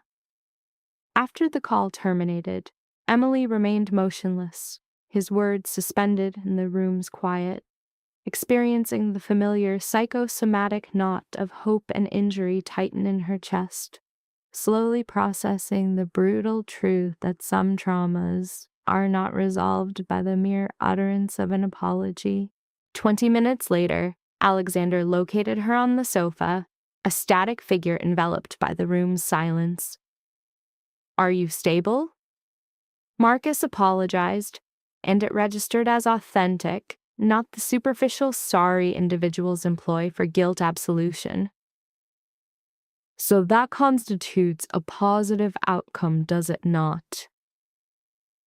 It is a data point. I simply have no way to determine if it indicates a positive trajectory. He sits, and Emily leans against him, the immense pressure of her own uncertainty finding a temporary stabilizing agent. Does my inability to immediately process forgiveness indicate a character defect? No, it indicates a well-developed sense of caution. A single verbal event lacks the power to nullify 28 years of case history. The burden of proof does not rest with you, it rests with him. Alexander's arm provided solid, tactile reassurance. But it is a beginning, if you choose to classify it as such. For the subsequent 2 weeks in Houston, the subject's existence resembled a fractured reflection. Intervals with Alexander, hours spent in the flour-dusted environment of the bakery, and long solitary periods of ambulation where she confronted the ghost of a construct like home after its very foundation had been deconstructed. She engages in a social meal with Jenna and her partner, her laughter feeling physiologically foreign but subjectively genuine. She presides over interviews for new bakery staff, their optimistic expressions serving as a strange mirror. She conducts a weekend workshop at a community center that results in profound physical exhaustion paired with a deep, quiet sense of fulfillment. Destiny is present, displaying a significant increase in physical stature since their last encounter, moving with a newly developed architecture of self-confidence. You actually returned, the girl notes, a statement of fact, not an inquiry. I stated that I would. Yes, well, adults consistently make verbal commitments. The words registered with the sharp impact of truth. My commitment was sincere, Emily states softly, and I will return again. It may not be for several months, but I will not abscond. A smile forms on Destiny's face, a sudden, startling flash of light. The night prior to her flight to Paris, Alexander takes her to the location of their third date ritual, a small Italian establishment with red and white checked tablecloths and low-cost wine served in repurposed jars, a location saturated with memory. I have been processing a specific thought, Alexander says, manipulating pasta on a plate he clearly has no intention of consuming. That sentence rarely precedes a positive disclosure. A faint smile appears on his mouth. No, this is a serious matter. For 3 months, you have been bifurcating your existence, attempting to maintain parallel lives in Houston and Paris. What if that was not a necessary condition? What are you proposing? I am proposing that my corporate entity does not, in fact, require my physical presence. If I am being objective with myself, I have been managing most of it remotely since your departure anyway. He places his fork down with a soft sound. What if I relocated to Paris? With you? Not as a permanent state, perhaps, just for a period of months. So we could achieve actual co-location and not one mediated by intermittent travel and pixelated telecommunications. Emily can only stare, the ambient sounds of the bistro receding to a low-frequency hum. You would relocate to Paris? For my sake? For our sake, he corrects, his tone gentle. And also because I have an aversion to solitary sleeping, and candidly, I have been seeking a justifiable pretext to spend significant time there. The proposal remained suspended in the space between them, more tangible than the flickering candlelight. He placed his hand over hers on the worn table surface. Listen, I am not asking you to select one reality over the other, Emily. I am presenting a third option, a reality where both our primary objectives are met. But your business enterprise, how is that logistically feasible?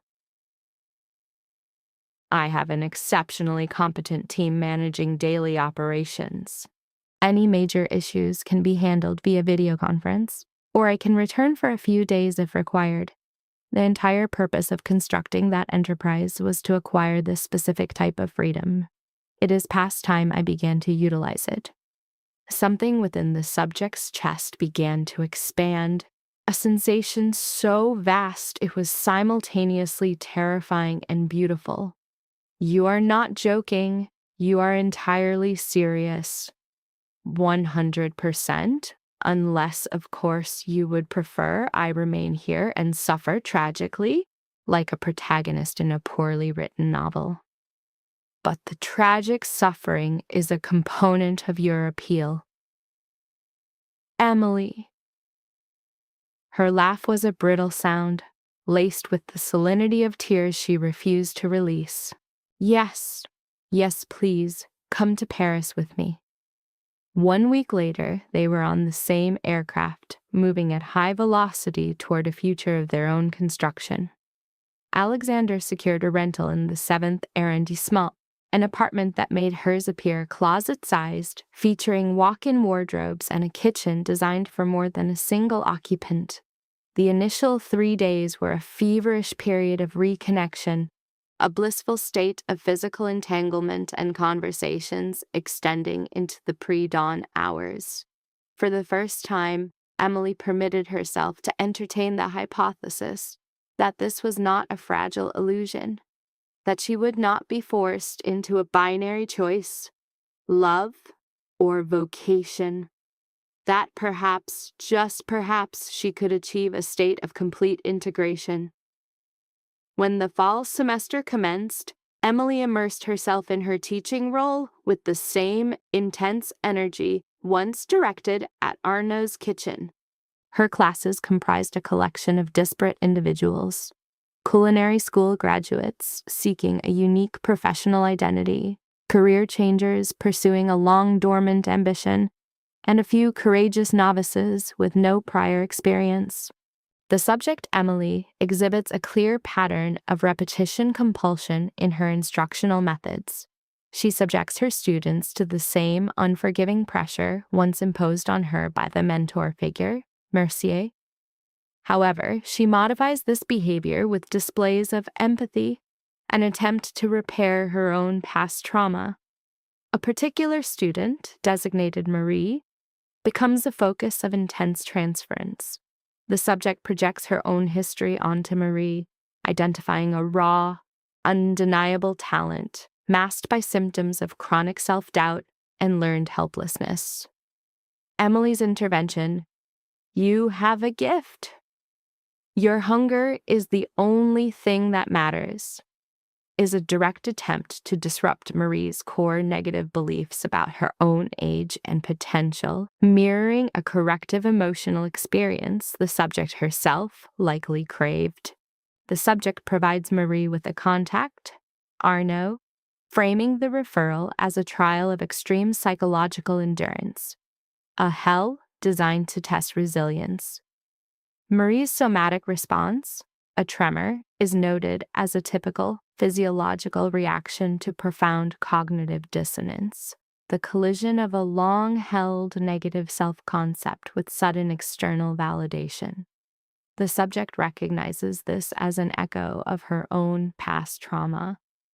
Subsequently, Emily establishes a domestic routine with her partner, Alexander. This phase is characterized by low-stress cohabitation, suggesting the formation of a secure attachment bond, a stark contrast to the high-stakes professional environment she cultivates and the dysfunctional family system she originates from. The relationship with Alexander represents a deviation from previous attachment patterns, described by the subject as a partnership free of hidden terms or conditions. This newfound stability allows latent identity conflicts to surface. Her stated desire, "I want a single life that's big enough for both cities," is the articulation of a need to integrate fragmented aspects of her persona, resolving the dissonance between her professional ambitions and geographic loyalties. The subject is seeking a unified self-concept, a state she has previously found unattainable. The partner, Alexander, engages in what can be classified as a direct cognitive intervention. He correctly identifies the subject's primary psychological obstacle, a deeply ingrained belief that she requires external authorization to act. His statement, "You don't need a permission slip anymore, Emily," is a direct challenge to this maladaptive schema. The subject registers the statement with physical force, indicating its high degree of personal relevance. Shortly thereafter, contact is initiated by her brother, Marcus. This represents an intrusion from the primary family unit, posing a significant test to the subject's developing autonomy. Sarah and I would be thrilled truly to have you here, and I've been speaking with Mom and Dad. What exactly does speaking with them entail? It means I've been walking them through the reality of your experience, explaining that you weren't some melodramatic teenager, that their decisions inflicted real harm, and they need to acknowledge it. A weary sigh crackled over the line. It's a slow process. But Dad, he actually asked for your number last week, said he wanted to call but had no idea what to say. A tiny, brittle piece of Emily's defenses started to splinter. He actually said that? He did. I think it's starting to sink in. Mom's a different beast. She's still hung up on the "you embarrassed the family" narrative. But at least now she listens when I challenge her instead of just shutting me out. I don't know if I can do this. I'm not telling you to forgive them. Just give them one chance to show that they're making an effort. That's it. One dinner. If it's the train wreck you're anticipating, you can leave, and I give you my word I will never bring this up again. A moment of silence passed. But Em, you deserve a family that will fight for you. And that's what we're doing. It's complicated, and it's slow, and we'll likely mess it up 100 more times. But we are fighting. Emily's gaze found Alexander, who'd been a silent pillar of support throughout her end of the conversation. He gave a slow, meaningful nod. It's your call. I'm behind you either way. All right, Emily heard herself say, the voice feeling foreign. One dinner, Alexander's coming with me, and if anyone makes a single backhanded comment about my life, we are leaving. Deal. Thank you. Thanksgiving in Houston was an exercise in pure tension, a space haunted by unspoken history. And yet, it wasn't the catastrophe it might have been.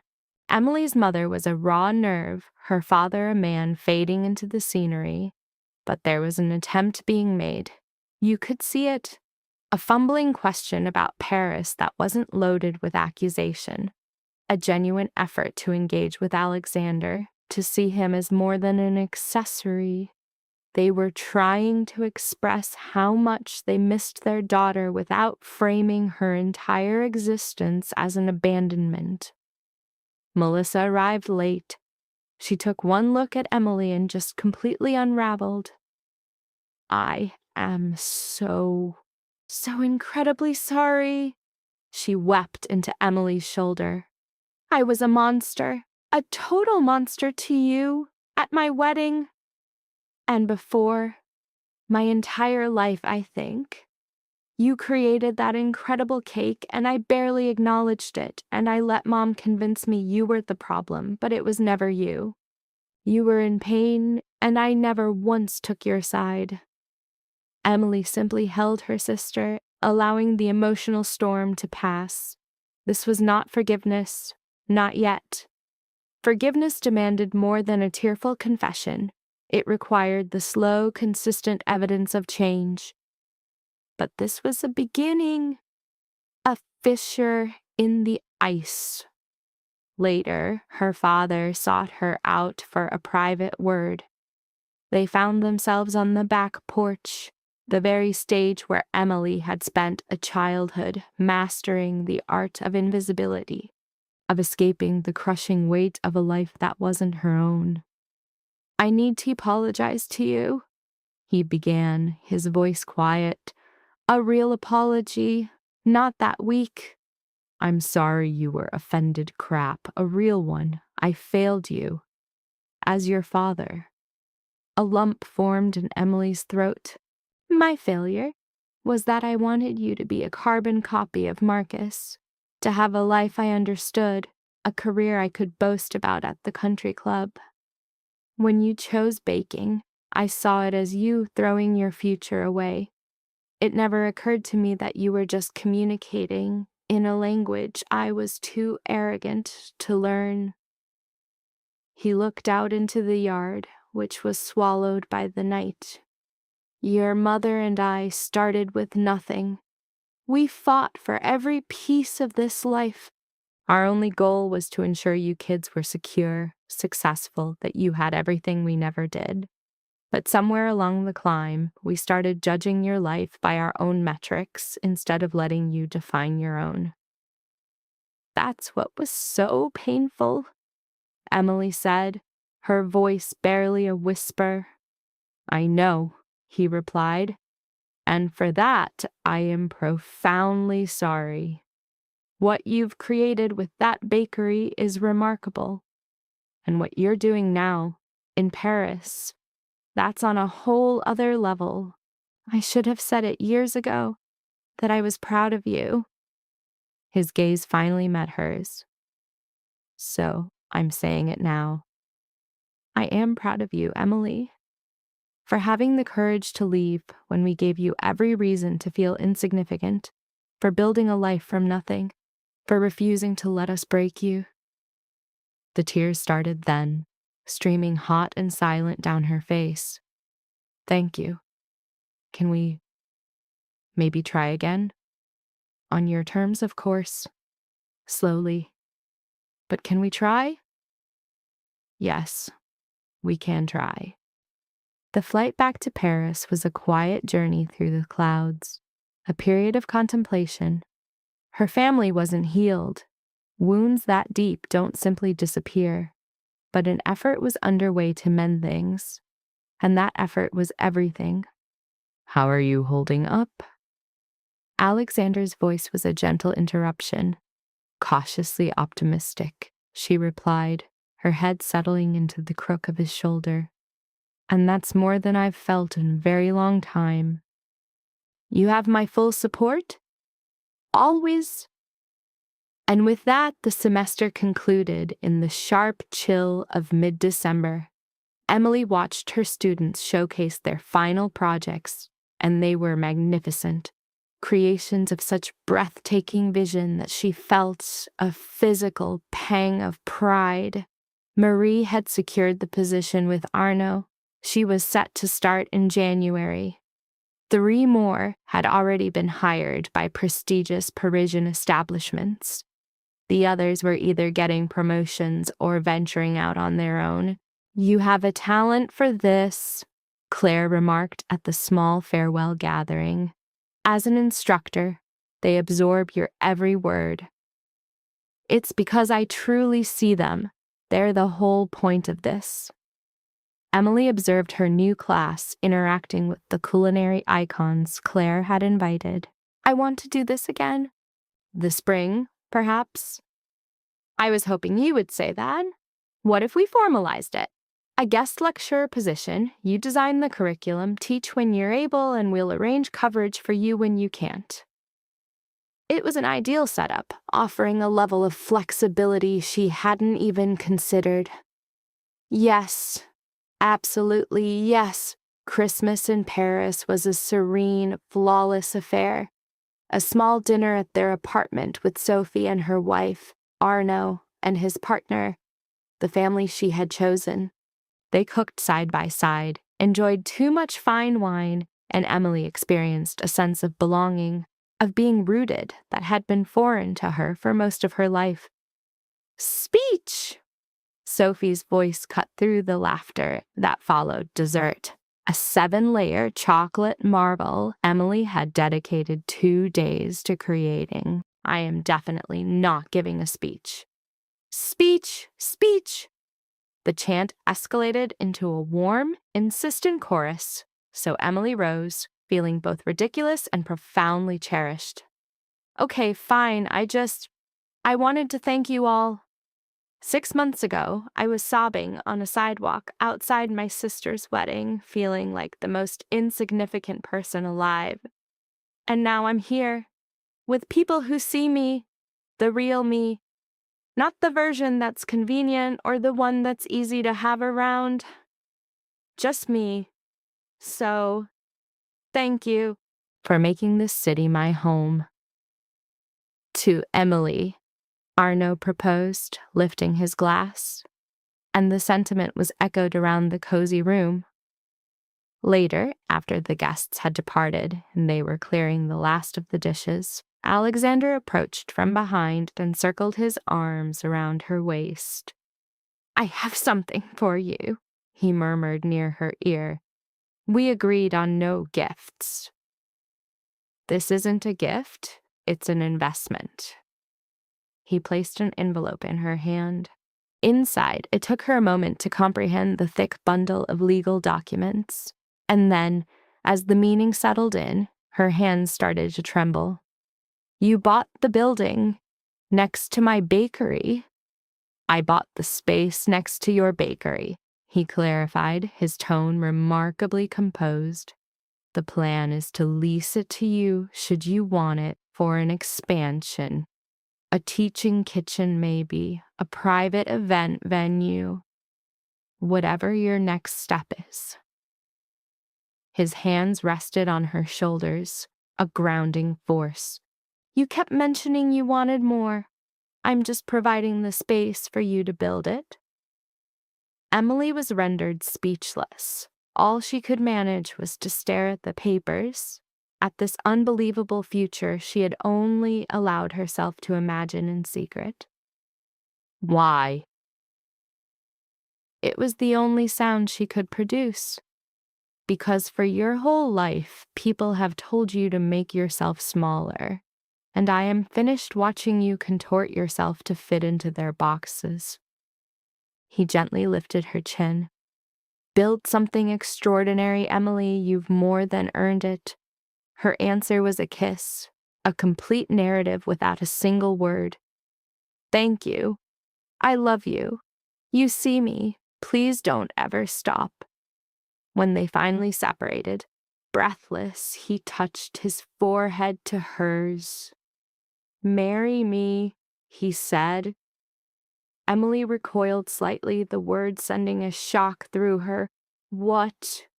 Marry me? Not tomorrow, not next month, someday, when you're ready, when you've built what you need to build and you're certain that this is what you want." His gaze was a steady point in the whirlwind. "I love you," I love the person you are right now, and I love the person you're becoming, and I want to spend the rest of my life watching it unfold." "That is the least romantic proposal I have ever heard," she said, her voice thick with emotion. "No, but it's real." The tears finally spilled over. "Ask me again, in a year, after I prove I can build this without breaking myself. When I know I can be your partner, not just another one of your rescue projects." Done. Alexander gently brushed the tears from her cheeks. "1 year, then I'll ask you again. And I'll probably say yes. I'm banking on it." Spring arrived in Paris with its typical burst of vitality. Emily, now a confident instructor, was guiding her second group of students while also overseeing the bakery's expansion with Jenna and sketching out a summer program to bring students from Houston. Regular communication with the family unit was reestablished.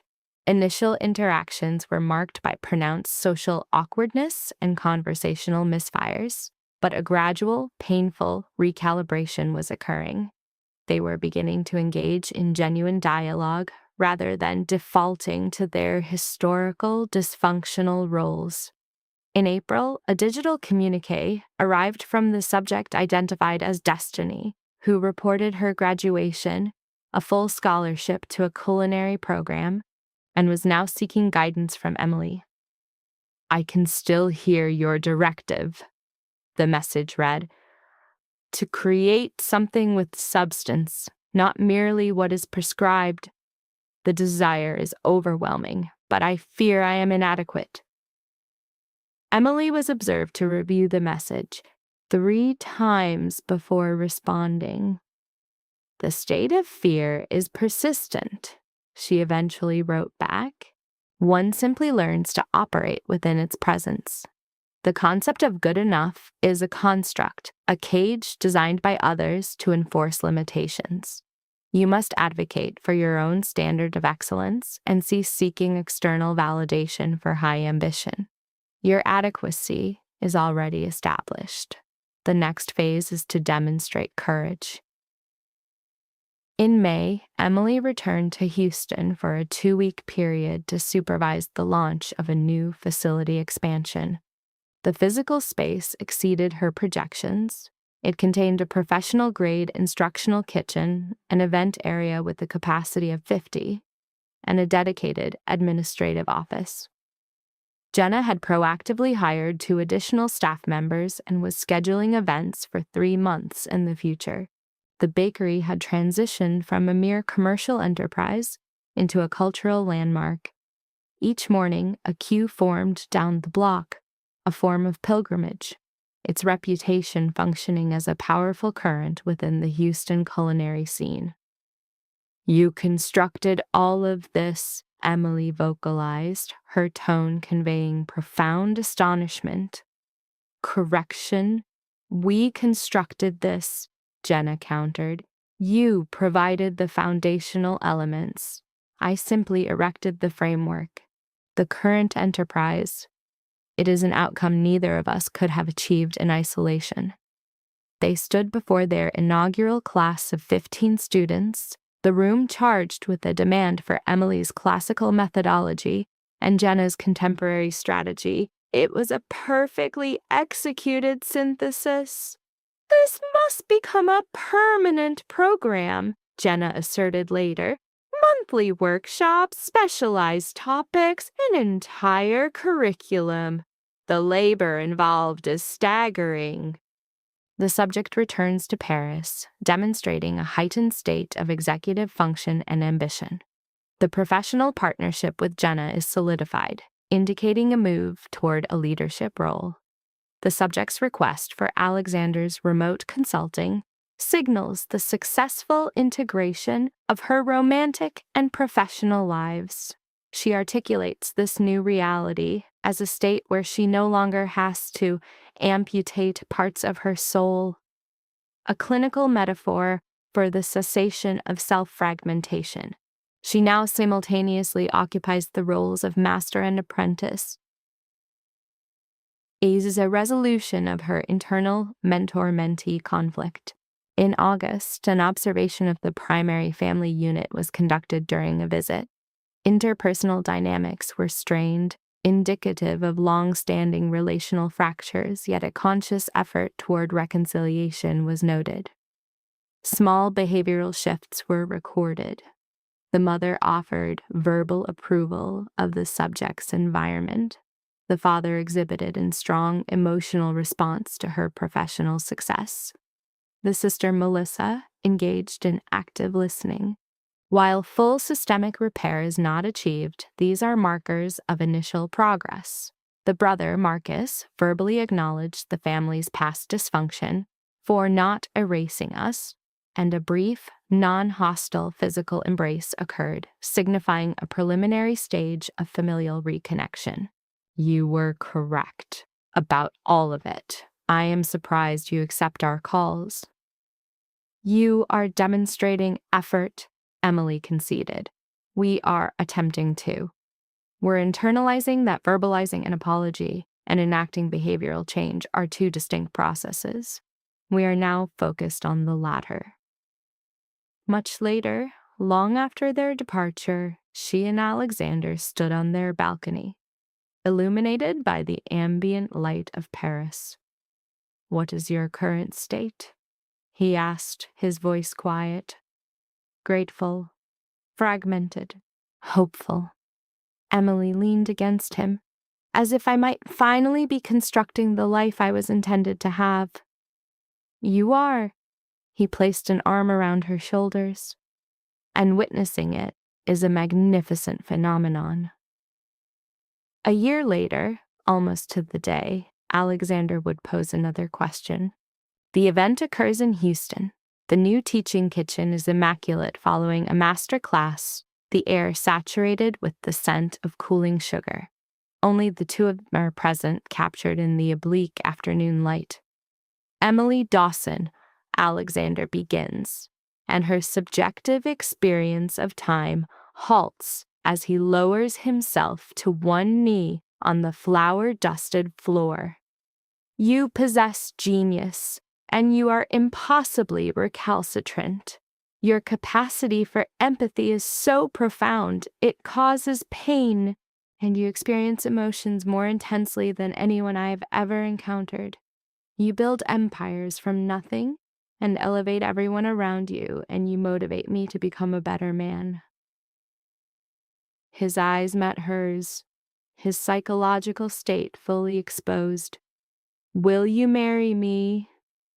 Emily observed this man, the one who perceived her when she was psychologically shattered and formed an attachment to her regardless, the one who demonstrated belief in her when she lacked self-perception, who allowed her space for personal growth, even when it meant she might grow away from him.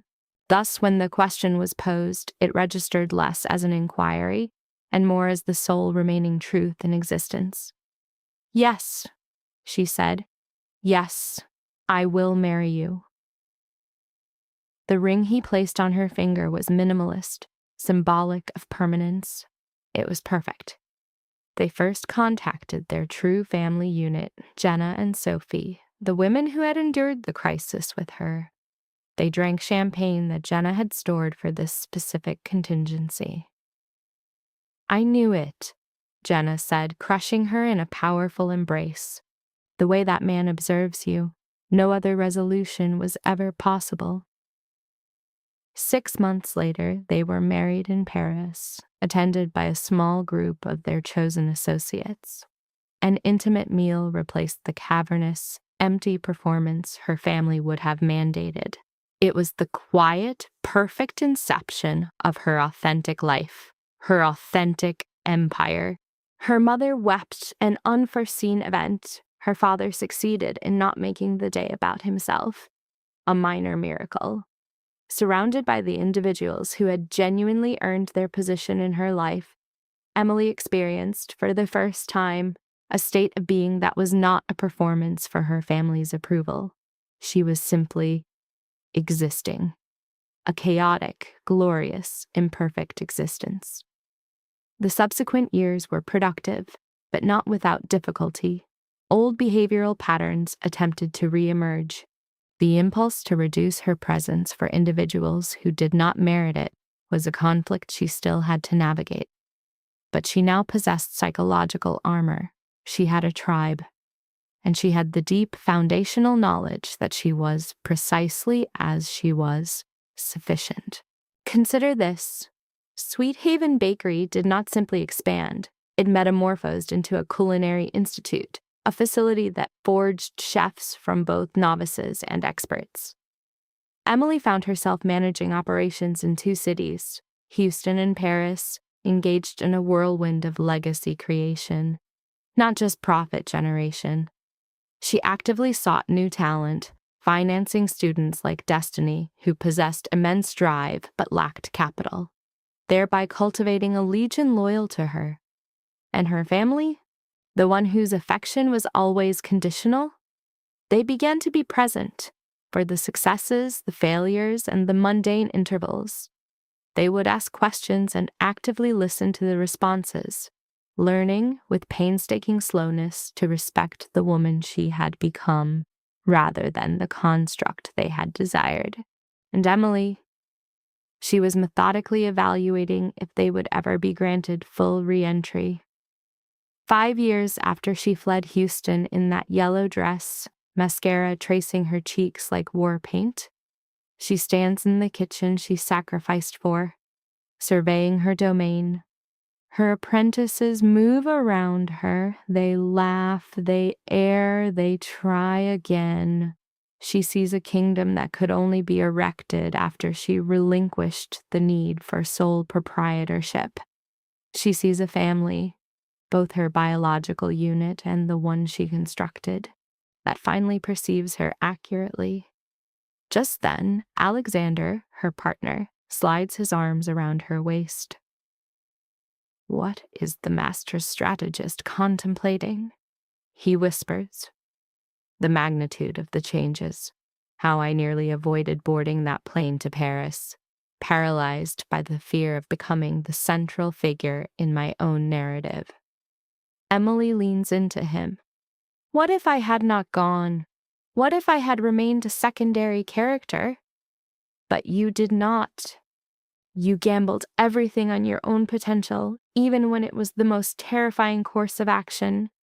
And you constructed all of this from that single, improbable decision. He kisses her temple. I am proud of you. I am proud of me too, Emily states. And the declaration lands with the finality of a conquered truth, because that was the primary conflict. It was not the business, or the marriage, or her parents' slow capitulation. The conflict was internal. Emily, finally accepting that she deserved the space she occupied, that her ambition was not a character flaw, that she was worthy of an attachment for which she did not have to suffer. For 28 years, she had been a psychological ghost, haunted by the dual anxieties of being too much and not enough. And then she chose herself. Everything that followed, the empire, the school, the unconditional affection, her family's re-education, was merely evidence confirming the validity of her choice. Emily Dawson was no longer a ghost. She was perfectly, terribly, wonderfully visible. And to be perceived with such clarity, that outcome justified every scar acquired during her ascent.